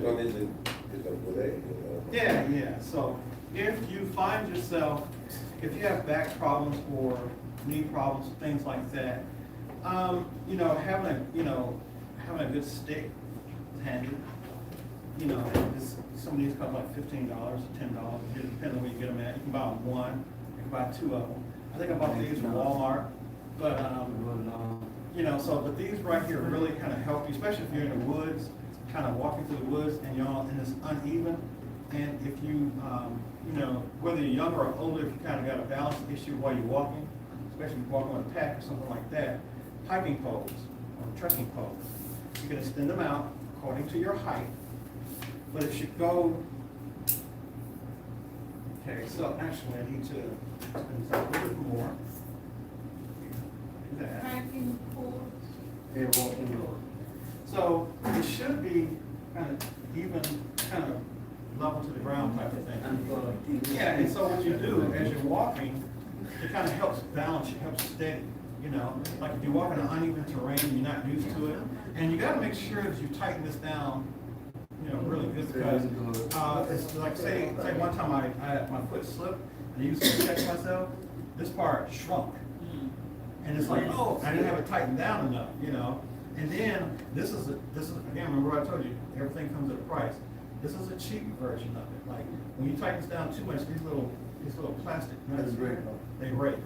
So the ones that are more expensive are made out of metal or a better grade of plastic. So you know, and then these clips here, the orange part, they're plastic too, but on the other ones that are more expensive, they're metal. So you kind of get what you pay for. But these will work. But like if you got a little bit more weight on you, then you're worried about slipping or whatever, you might want to consider a better quality of version of it. But these kind of, you're walking with them both together. They kind of help stabilize, especially when you're crossing a stream or you're stepping over branches and things. You kind of help stabilize yourself, you know. And I think it's really, really good for hiking in general. So that's just something that I wanted to kind of throw out. So that's that. Okay. This obviously is a belt. If it's not obvious, anyway, it's a belt. This is a new edition, and has like little gear in it, like water purification and stuff like that. Like if somebody robbed me or whatever, and I got this belt on, I'm not gonna take all the stuff in and out, but I will just say, you know, like inside of it, you can put money. There's a whistle in here, there's a light. If you can see that, whistle and the light comes on. And there's a bag in here that you can, there's water purification tabs right here. These are water, there's a plastic bag here, you put the tablets in the bag and purify the water that way through the tablets if you want. So, there's some other stuff in here too, I'm not gonna get into, but this is called a Wazoo belt. Wazoo? Yeah, Wazoo. So, this is like a handy thing. And it's like, it's WAZOO. And so, there's a lot of things, there's kits that you can buy to fill this belt out. Or you can just buy it and put your own stuff in it. Like I said, you can put money in here, whatever you want to put inside here. It's something I thought I'd mention to you all. And like if somebody comes and robs you, at least you got a way to purify water, you have a little bit of money or a way to start a fire, whatever you want. This is a radio. We talked about having a way to communicate or listen to other people. So that's very important too. This is the saw. This is what you call a silky saw. The name of this particular one is called Big Boy. They come in different sizes. You can get them in like 2 or 3 sizes smaller than this, or 3 or 4 sizes larger than this. Silky saw? Yes. Now, I'm going to unfold it. Yeah, it looks bigger, right? Now, this is going to do it. Okay, so believe it or not, this comes like 3 times the size. I mean, it's almost like from here to that wall, and we can saw like this. And those made for like real big trees. And this would cut like maybe a 12-inch tree, you know? And so, What would you estimate the size of that is? That, would you know? I forget the actual size of it. Okay. It was on the package when I bought it back on, so I forget the size. But there may be some smaller versions of this, you know. But like if you have trees around your property you want to cut down, this is a good product to use. I would say for women, this is excellent. The reason why is because most women don't have the forearm strength that men have. You know, no disrespect, I'm just saying, you know. Right. And because I went out camping with people, well, it was really for a lot of people, but the ones that actually camped out, it was serious about it, were all women. And I was the only guy. All the guys left, and all the women stayed camping. And they're like, well, you're going to build a fire? No, we're going to build a fire. So I said, how many people have cut wood before? And they looked at me like I was crazy. So I said, okay, we're going to cut wood. I had a different saw at the time, but they all had that other saw that I had. It was like a bow saw. You know what it looks like, a D, letter D? It was a bow saw. I looked like a bow. And so they had a hard time because you're cutting on the pushing and you're cutting on the pulling both. You got to have that upper body forearm strength. And they had a hard time with that. This is by a Japanese company, and it's a Japanese pruning company. And so they make pruning saws. This really is a pruning saw. Now, if you know anything about pruning, like if you do tree pruning and that type of thing, it doesn't cut on going up, but it cuts on the pull down. And if you look at the teeth, how rigid they are and how they're offset, if you later on when you come up and take a look, teeth are offset, one on the side, one on that side, one on the side, one on that side, and it's staggered. So it pulls twice as much, it cuts twice as much on the pull than you would get pushing and pulling together. So instead of going that way, you cut this Yes, way? you still got to push it back up, but it doesn't cut going up. It kind of goes through it going up. And it's a kind of a technique where you kind of pull back and kind of pull down at the same time a little bit. So you pull down, you pull down, you pull down, you pull down. And so with the women, I told them, think about it like exercising from your hips. You got to kind of put your body into it. So you kind of like pull, but it's like a, you see the motion I'm doing? It's like you're forward, kind of going up and forward, down and back, up and forward, down and back, up and forward, down and back. And you kind of getting your hips involved in it. It's kind of giving you a little bit of workout. But hey, you know, we probably need to work out anyway. So I find that to be easiest for the women. It's easier for me, but it'll be easier for the women too. Big boy? Yes. And then the handle is made out of rubber. So it's not like some kind of hard, you know, real hard wood or something like that. For gripping. Yeah, it's very good. And like if your hands get wet, it's really good for that. You know, so you can feel this later. But a smaller Where version do of you get this. that on Amazon? Yes. A smaller version of this. They make a smaller version. Well, actually, put it on your belt. think those are some stuff like that. So then the next thing is the first aid kit. Now, you don't have to get a first aid kit this big or anything like that. I just wanted to kind of show you, this is my individual first aid kit. In the military, they issue IFAKs, individual first aid kits. It doesn't have to be anything like, it could be a smaller, much smaller first aid kit. But I wanted to kind of show you things that kind of consider. So in this one, I have a tourniquet. And then I have something, saline for the eyes, there's a splint in here, there's something to stop the bleeding, like you have a gauze bandage, you have a thermometer, you have something called an Israeli bandage, which is a special kind of bandage you put around, you wrap around the wound, then there's like a little plastic applicator you twist and lock it in place. It kind of seems like a tourniquet, but it's not, it's a bandage. So you got that kind of bandage, and you got this kind of tourniquet. This is what the military uses out in the field for soldiers. So you got those kind of items in here. And there's a few other things in here too, but I'm not gonna get into it. But basically this represents just having a first aid kit of some sort. And put your natural remedy in there too for different ailments that you might have. So just something to represent a first aid kit. Oh, that would go inside your bag. Yes, we're gonna do that next. That's why I was trying to rush through this. For the bag, if you want to carry water, you got different ways of carrying and filtering the water. But also there's this thing called a water bladder. This particular one is by a company called Camelback. And it looks like this. And there's actually an area inside the bag that you can slide this into. And this will come outside the bag, and it kind of comes down along your shoulder. And like say this is in the bag, pretend like this is in the bag. And this comes down the strap. They kind of go over your shoulder, and you kind of, when I put the bag on, you kind of see it. It comes down the strap. You can pick it up, you bite into it, and suck the water out of it. Keep it warm. Keep it moving. Yeah. So you put this inside the bag. Bag is on your back. This comes down your shoulder. It hangs off. It comes off the strap. It goes across your shoulder. Drink out of it like that. So it's a water bladder. I want to show you that. But I have it separate like this so you can see it. Because if I had it in there, you wouldn't be able to see it.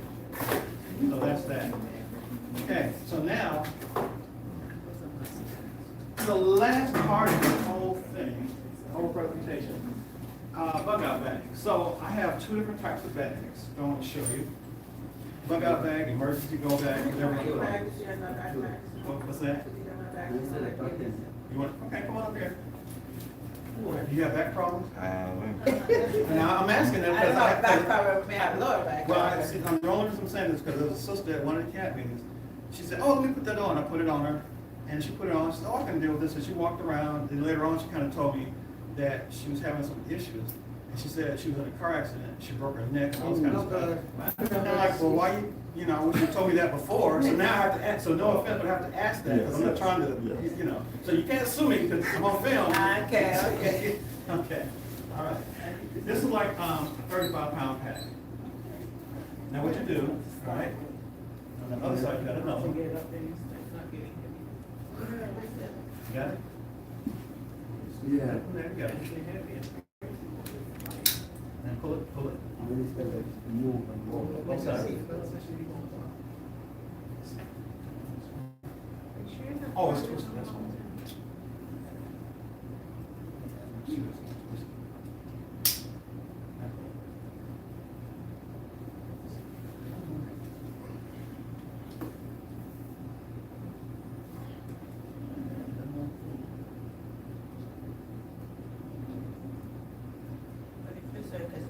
That's your Anyway, weight. yeah, well, it's fitted to me. But anyway, it gives you an idea. Well, it's not that heavy. Okay, so you think it okay? Everybody's gonna be different, So, but now, everything is not in there either. Okay. See, that's what I was wondering. I wanted to have everything. All right, so, and that's the I thing. had one where you put pins and. Yeah, that's what I'm saying. But you gotta carry that tent. You gotta carry Yeah. Like this doesn't have everything in it. I took some of the stuff out of it because I didn't wanna, I didn't wanna cause a problem for people, And so, then we can look and see what all's in there. Anybody else wanna come up and try it? Everybody, no, I don't wanna try I got a that. bag like that too. Yeah. So, Military code. This is in But I don't know if class are going to be here, and I have to go carry my way.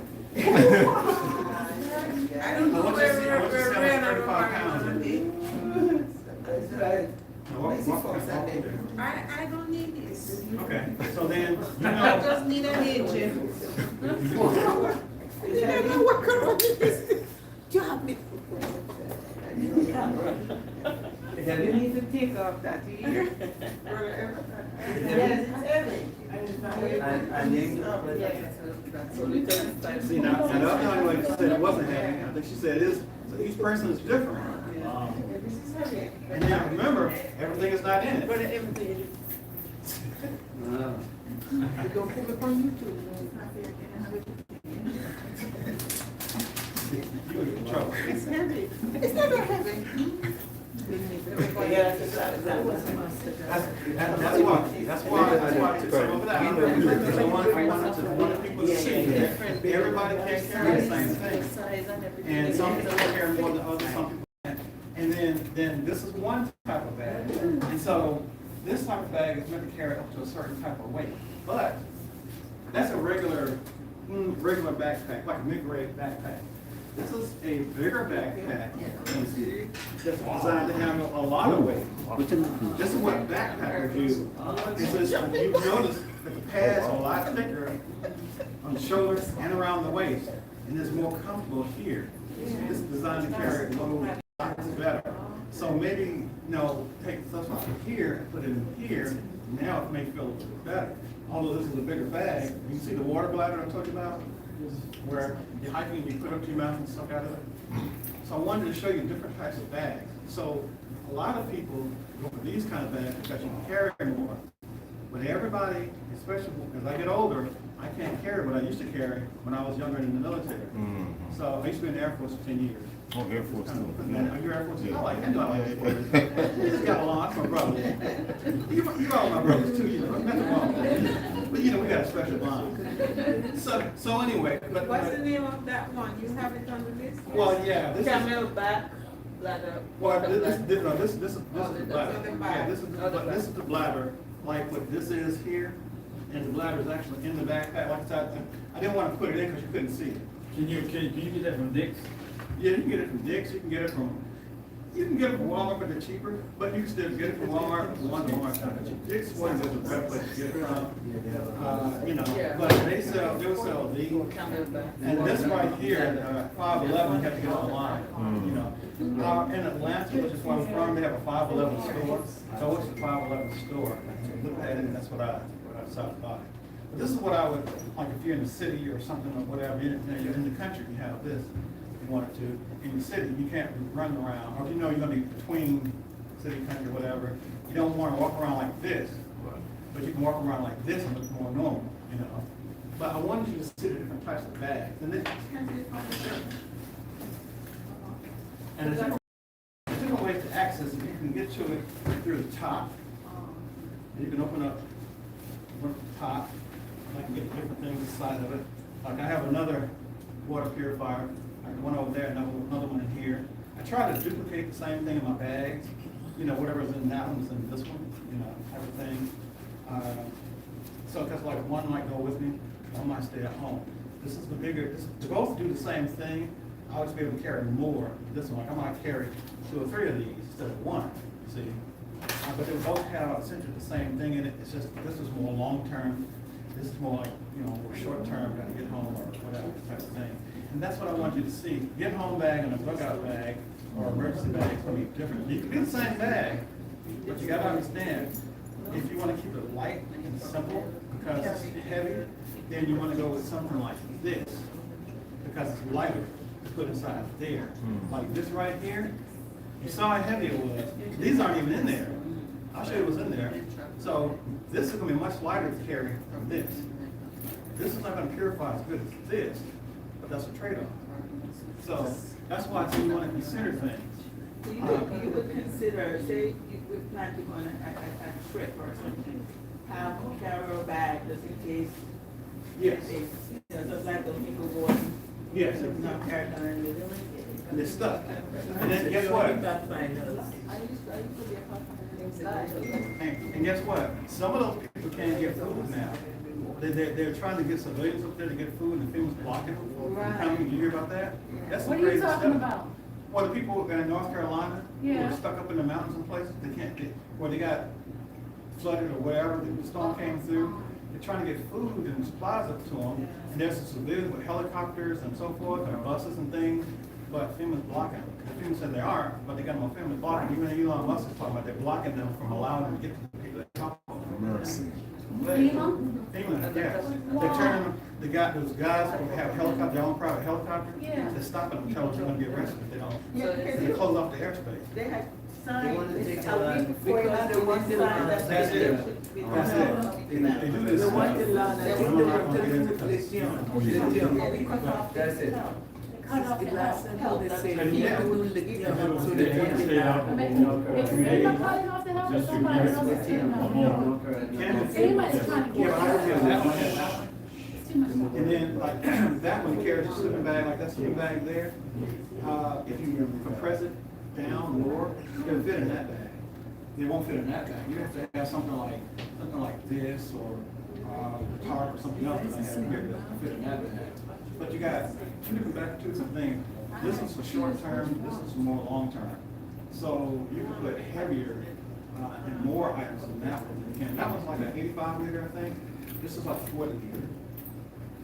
So, anyway. Wait a minute, did you say the difference between the pounds is 85 to 40? No, What- liters in terms of capacity. So that's another thing. They have different terms, like in the military, they use days, like a 1 day pack or a 2 day pack or a 72-hour pack, something like that. In terms of days. When it comes to hiking, in the civilian side of things, backpacks like the one lifting there, Yeah. they rate it as liters.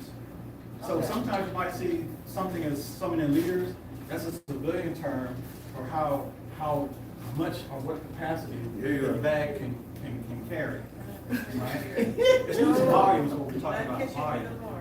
Oh, he had a camera on She don't want to camera. go camera. Yes, sister, Ali, if you don't know. What? What's wrong with you? Who's that? He's having a good time with it. He's cracking up. So anyway, Yeah. anybody else have any questions? Did I answer your question? Yes. Okay, so I mean, again, just trying to clarify it. In the military term, they refer to days or hours. Civilian term, they refer to liters. So it's a terminology type of thing. So that's 85 liters. Yeah. Yeah. This is 85 liters. So I can't tell you how many days, but I would say this. If you have this type of cooking system, you only want to use this like for really quick things. You don't want to use it all the time. It's quick, or you don't want a big flame, but you want something quick. You want to boil the water, pour it in the bag, eat it, and go. Right? Okay. Now, of course, the best way is to have something you don't have to eat at all, but this is the quickest way to cook. Yeah. Right? Then more long term, you have this stove over here. Okay. Because this is going to run out. Yeah. So if you say, 3 or 4 days, yeah, this might work. 3 or 4 days, you just boil the water. But if you're going to be out like a week or 2 or something like this, it's going to run out. Then you need this. Because now you got tree branches and things that you can use for that, So if you're not concerned about too much concerned about the weight, you can carry both. Or you can just carry one or the other. But you got to kind of think about. I don't have enough space to put. Yeah, I know. So you got to think about that. Which way do you want to go? And again, it's price, how far you have to go, how much you want to spend, and how much exposure do you want? Because when it comes to emergency situations, sometimes staying out of sight is better.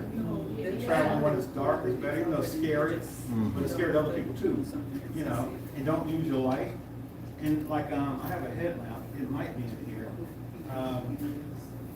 But it has a red light on it. So if you had to use a light, if you get a headlamp, try to get a headlamp with a red light on it. And it would Red make it light? like- yeah, it has a little red light on it. It allows you to see, but it's not like super bright. White light travels a long distance, but a red light travels very short. You just see like what's in front of you. And if you're camping, you're not disturbing everybody because you're looking around, the light's shining on people. Or might be shining on someone's tent when you're camping. you know, but, you know, it's kind of like a flashlight in your head. If I have it in here, I think I might have taken it out, but if I didn't, I'll show it to you. So what I have in here, I have an extra pair of glasses. I wear glasses, so, and these aren't regular glasses, these are called rec specs, so they're made for outdoor activities, you know, like basketball and things like that. So I have a pair of those in here because if something happened to these, now I got a secondary pair. But I need to be able to see. Yes. So I have that. And you gotta make this kit your own.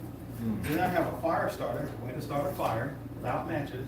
And what you do, I'm not gonna do it in here, but what you do is you can, well, actually this right here, you can shave, take this part, shave down, and these shavings kind of come off, and they're flammable. So you shave this off, and little flakes come off, and you take this and you want to strike it. It's kind of a trick to it, kind of flip your wrist like that. I'm not gonna do it in here, because I don't want to set it on fire. You know, but you can flip it like that, create a spark, and it ignites the shavings from this, catches it on fire. So this is by a company called SOL. They actually make a kit. I think the kit is like $30 or something like that. SOL. Okay, so you got the fire starter. Now I also have a Leatherman tool. And we're actually, when I finish with this, then I'll be done, where the whole presentation will be done. But I'm just kind of letting you know, when we're finished, unless you have questions, it's fine. But this is a multi-tool. This is a Leatherman. You open it up. Well, before you open it up, you have a knife on one side. And then you have a knife on that side, and then then you have a pair of scissors on this one.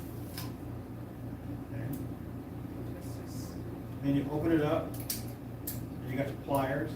And then you got some other tools in here too. I'm not going to get into them too much, but you got wrenches and bottle openers and all that kind of stuff in here too. So you got a number of different tools right here. It's called Leatherman. And Leatherman is the name of the company, but they make several.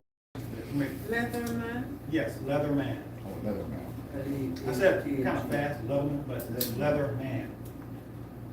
And actually, on the outside of the case, it says it Leatherman. Okay, so you got that. So would it be Leatherman tools or Leatherman? If you're talking about Leatherman, you'll see it. Okay. I mean, the internet knows what it is. So Okay. if you just go to Google and type it in, and again, you can buy it on Amazon too. But they have several different variations of this. They have them with scissors, without scissors. They have them bigger. They have them with different types of tools. I mean, it's all kind of stuff. They have them where you got like a screwdriver kit that you can buy. So they really get into it. But you know, I got like the middle of the road one because that's all I need.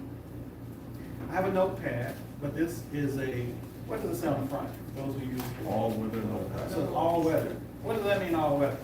Read everything. Oh, it means, Means so it's kind of like waxed type paper. Yeah. So when you write on it, it doesn't run.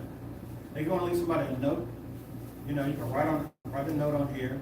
It doesn't run because you're outdoors or whatever, hiking wherever. Maybe you gotta leave a note for somebody. You can write on here, or write notes to yourself or whatever on here, and it won't run. So then, to go along with that, you have a writing rain pen.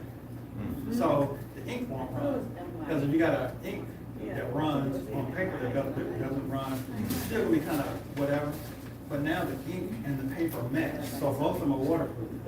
So you can write your notes on here. There's a waterproof pad and an inkproof, or excuse me, inkproof, but a waterproof ink pen.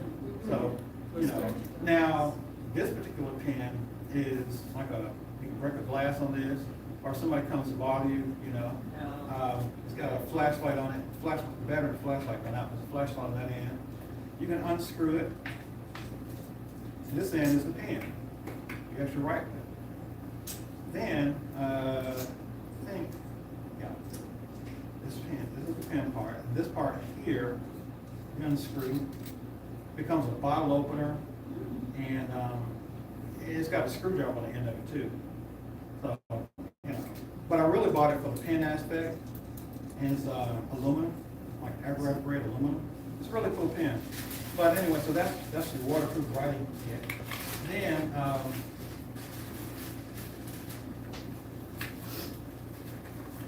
these are waterproof matches call them storm matches. And you can get these at Walmart, and I bought them at Walmart. So you take the top off. You have matches in there, right? Now I haven't used any of these matches. I'm gonna see if I can put up this one. Okay. This particular brand has cotton ball already in it. In case you don't know, you can actually get a bag of cotton balls and get like a little small jar of Vaseline. And you dip the cotton ball in Vaseline, and that's a great way to start a fire. Because Vaseline is a petroleum jelly. So it's like an oil, or it is an oil, right? So if you were just like this, it'd go up just like that. But you dip it in the petroleum jelly or the Vaseline, it burns longer. It burns quick, meaning it starts quick. So you could start your, like what stove, so, yeah, it would Yes. stove like that. Yes, technically what you could do is put this down, take this right here. You don't have to use this part. You can use this part after the Vaseline run out, whatever. And just do that, boom, and it catch on fire. That's what I use inside of that stove there to get the fire this tall. Okay. I mean, I used to put like 3 or 4 of these in there. I had like a plastic bag with Vaseline, cotton balls with Vaseline. And then it just became this big fire. I'm like, oh wow, that's real fire, you know? Yes. That Vaseline in the container Mhm. that we Yes. use as air Yes. oil, Yeah. what a wicked people. What's that? So they didn't know that? Yeah, well, in the islands, we used to use Vaseline. That's all we do. We put it over the You can use Vaseline for all kinds of cuts and burns and things like that. Yeah, the thick one, right? Yeah, yeah. That's the same thing. Yes. It's I petroleum. didn't know. Yeah, but you can, yeah, so your hair will, so keep working your hair.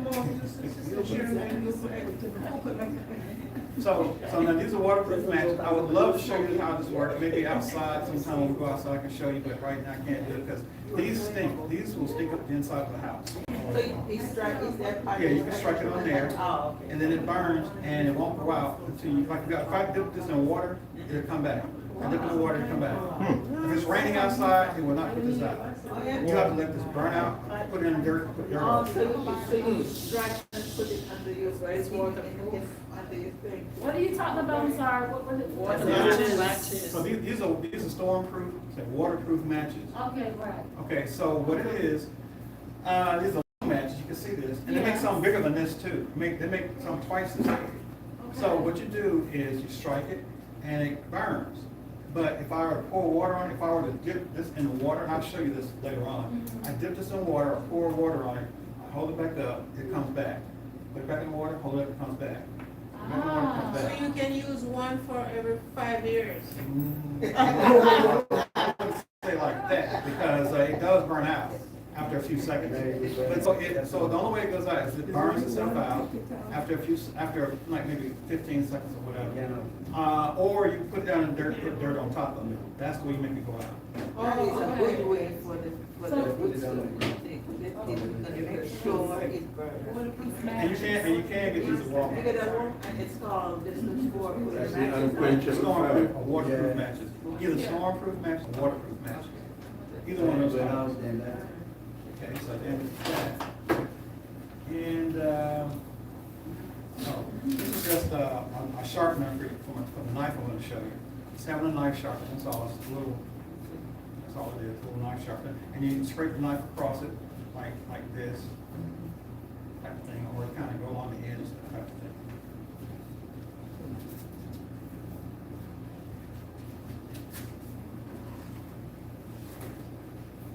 And this is just cordage. You need some kind of cordage. This is Kevlar cord. Kevlar. But you don't need this. It's just cord. Just think of buying cord. You just go to Walmart and buy cord. And so then I got a little flashlight. Yeah, it still works. A little flashlight. So that's just to show you that you need some kind of light. What I'm trying to show you here is you need a way to start a fire. Yes. You need multiple ways to start a fire. So you got matches. You got stormproof matches. And then you got the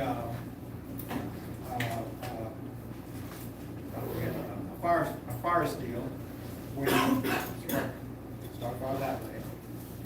And that's why I want you to get rid of this. Certain basic things you need to have in your kit. When you start a fire, multiple ways to start a fire. You want water purifier, you need some type of first aid kit, you need to think about some type of food. Not to say you have to have a lot, be peanuts or granola or whatever, or freeze dry, whatever you want. Having a pair of gloves, okay?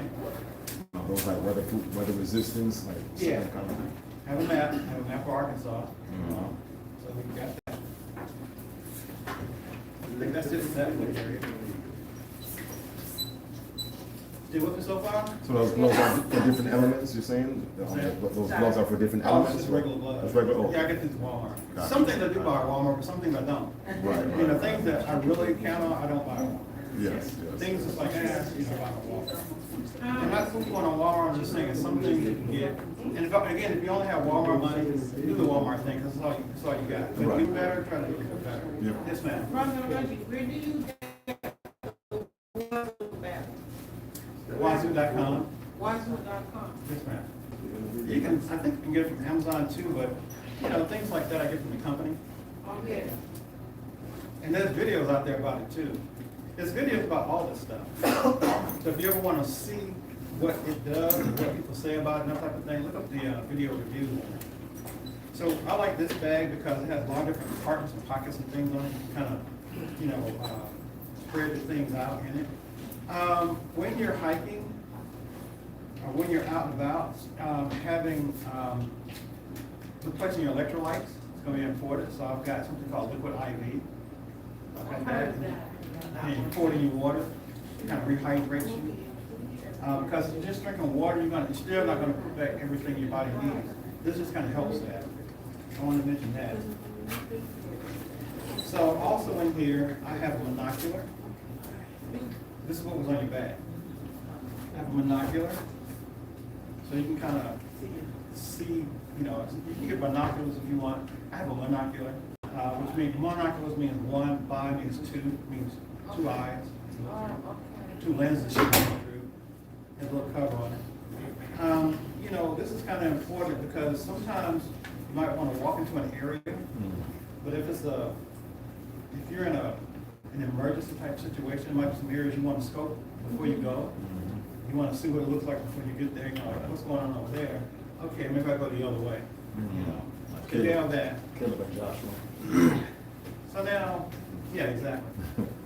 Now this is another tarp, but it's also a sleeping bag. And you say, what are you talking about, brother? I'm going to open it up, but you'll see it's kind of big. Now, I'm not going to open up this one. This is a tarp, and this is a tarp. But the weight is very noticeable. So this one's a little heavier, and this one is lighter weight.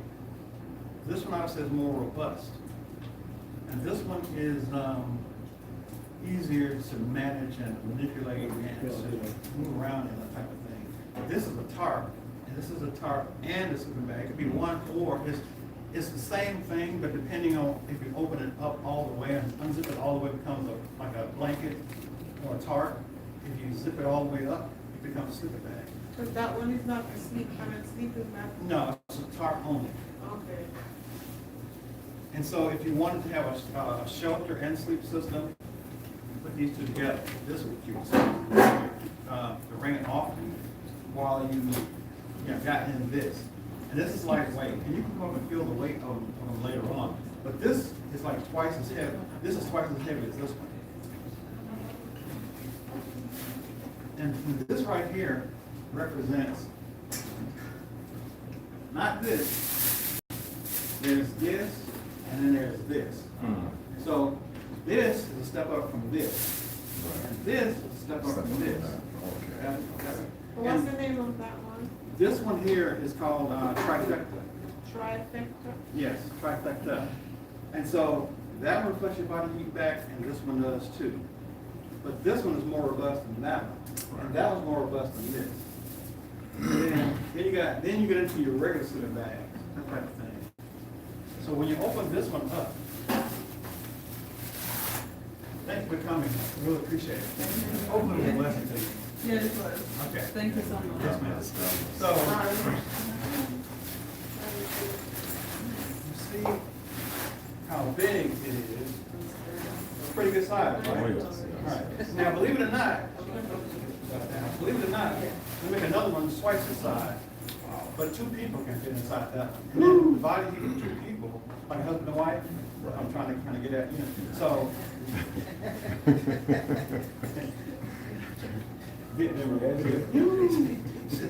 So this is trifecta. Really, you might be able to fit 2 people in here, like 2 kids or something like that. But I wanted you to see this. Now, in its current configuration, you want to see it like this, and you can get into it. It's a sleeping bag, right? Remember, it reflects your body on your feet. One thing I forgot to tell you, there are these things called electronic hand warmers. They're powered by USB. They're probably about the size, some of the hand warmers are about the size of this. And you charge it up through USB, and your little solar panel, you know. And then when you turn it on, pretend like this is that. I turn it on, I get in here, I zip myself up. Now, heat from this is going to warm when you're up inside the bag. You see what I'm saying? If I wanted to, I could turn around and put this liner inside of here. Now I'm even warmer, and I got this thing, not this, but this represents a candle warmer. Get inside here, and I might get 2 of these, one down at the feet, one for my chest there. Now I'm really warm. I got to be careful of it because I don't want to sweat. You want to. It's okay to be a little uncomfortable, you know, because you don't want to get a lot of sweat on it, because that's going to cause other problems. But yeah, you get inside of this, and you're nice and warm. And this is a step up from the other one over there. So I wanted to show you the different variations. Again, it goes according to how much you can afford. If you can afford $2, if you can afford $20, and this is going to be a lot more. And then this is going to be more. You see what I'm saying? So it's something for everybody. But I don't like this. Do you have money for this? Well, maybe. Okay, you have money for this? Definitely not. Well, then split down here. See. But I want you to see there's something for everybody. And then if you can't afford any of this, get a trash bag. And people might say, why you going to get a trash bag? You have money for some other stuff? No, you got a trash bag. What's the cost for that one in your hand, about $50? And more like 75. Okay. Yeah, 75. And so you can unzip this all the way. And you notice it's got these little tabs on it. So you unzip it. And the thing about it, you have to be kind of careful because sometimes they get caught in the material. See, 75 don't make it good. No, it's good. It's just that you have to be careful because the material gets caught in it. Anything, you know, can get caught in anything because the material kind of overlaps. Is that another sleeping bag? Yes. Well, yeah, it's a sleeping bag and a tarp at the same time. And it was the configuration I had it in, it was a sleeping bag. Okay. Now I'm opening it up so you can get a tarp. But you see how the material gets caught in it? So you have to be careful of that. You have to be, as you open it, you have to be careful because it's leaning on top of it. Thanks for coming. Aye. Okay, so now in this configuration, now it's a tarp or a blanket. You can put it layer over you, or you can lay it on the ground, or you can set the tarp. Like say, for example, you sit it up with a ridge line at the top, and you have a line going through, like that cord I showed you, have a cord going through the top, through the middle, and through the end over here. Anyway, you have it going across like that. And now you can sleep under it. And then if you have 2 of these, you have this one sleep over, put this over you, and you have the other one to get into.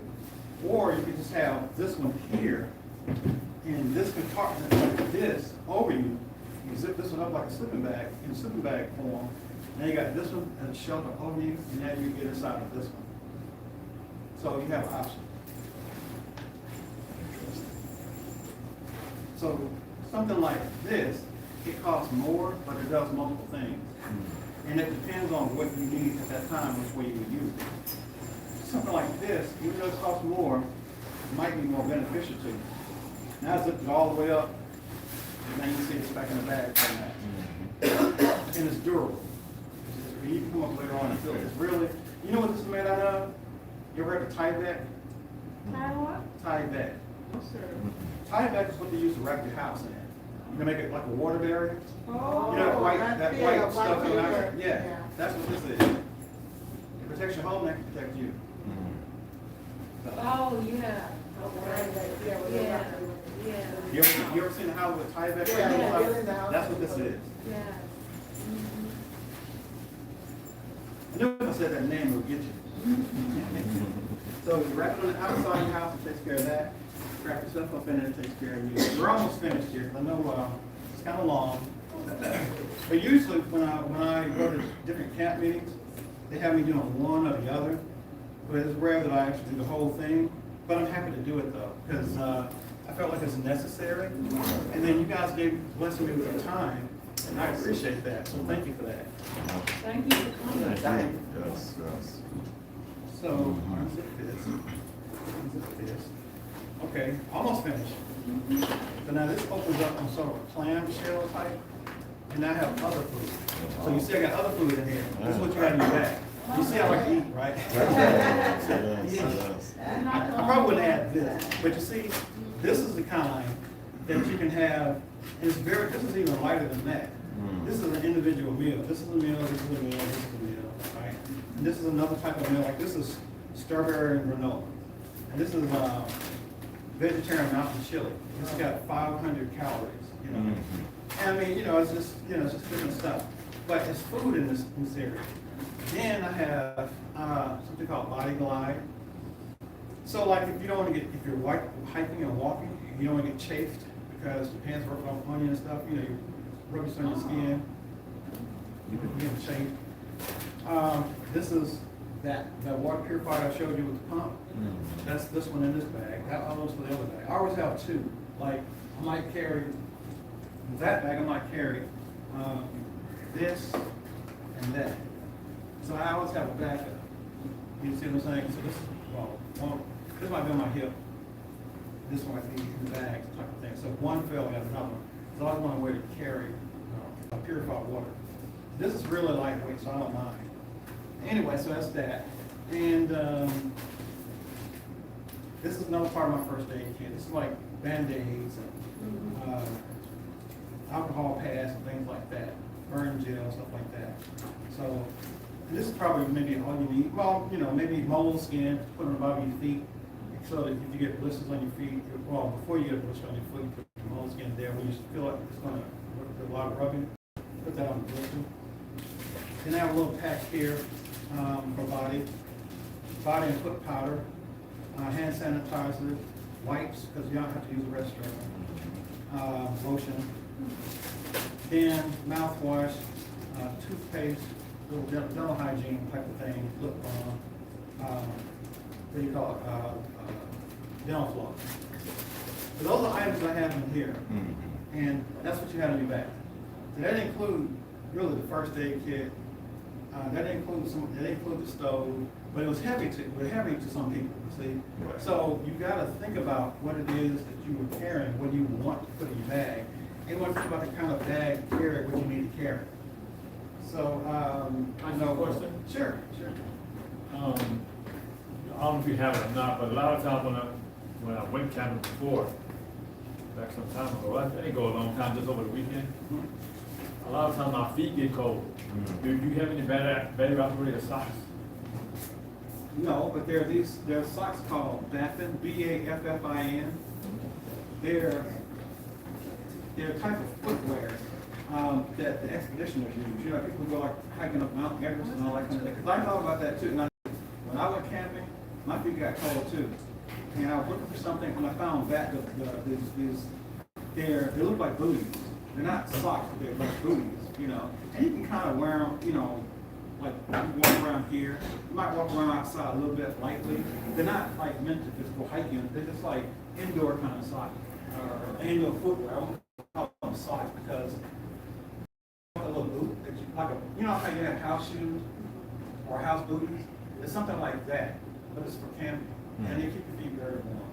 Matter of fact, Baffin makes a lot of different types of real boots. They have a pair of boots that keep your feet warm down to, I think, -30. Well, because I kind of figured I'd been in a cold environment. So night temperature drops. Yeah, it does. See, I know how I'm from Georgia. That's where I'm from too. Yeah, okay. I'm from Georgia That's why originally. y'all got cold feet. Yeah. Depends on what kind of cold feet I'm talking about. It's cold feet. Okay, I got you. It's already 19 Georgia. Yeah, But see, I used to be in the Air Force. in Connell Air Force Base in Kansas. They got really cold, and then I was assigned to this group that was, I was assigned to this aircraft load crew, the load like C-5 cargo planes, stuff like that. I was taking my regular job to go do emergency type stuff, and it was to load aircraft, C-5 cargo planes and stuff like that. And so you got on the flight line, and it's cold. In Kansas, it gets really cold in the wintertime, like below zero kind of thing. With the wind and all that, you're out on the flight line, and you have no none of that stuff. You got really cold. We had this special group called mufflers. I don't know if you ever heard of mufflers. They're green, and they have this slide thing that you turn your feet, or you can put them inside this little waterproof boot. And you do that, and your feet tied up, and feet. That's what I kind of thought. Version of that, it's not that complicated. And I found that Backfin was a company that I found. And you see people who go on expeditions to Mount Everest and places like that, some of them wear those kind of boots. And so I just thought like their product.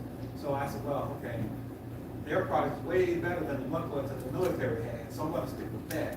But knowing that I might be coming back out to this region, I bought those kind of boots because I wanted my feet to stay warm. But I know that I have cold feet. Right. So that's why I bought those. Do you know UD? Yes. You're on church. Yeah, I was at his camp, and he was at his camp. he tell you, You what? was at no, that was at what's the name of this coming to church?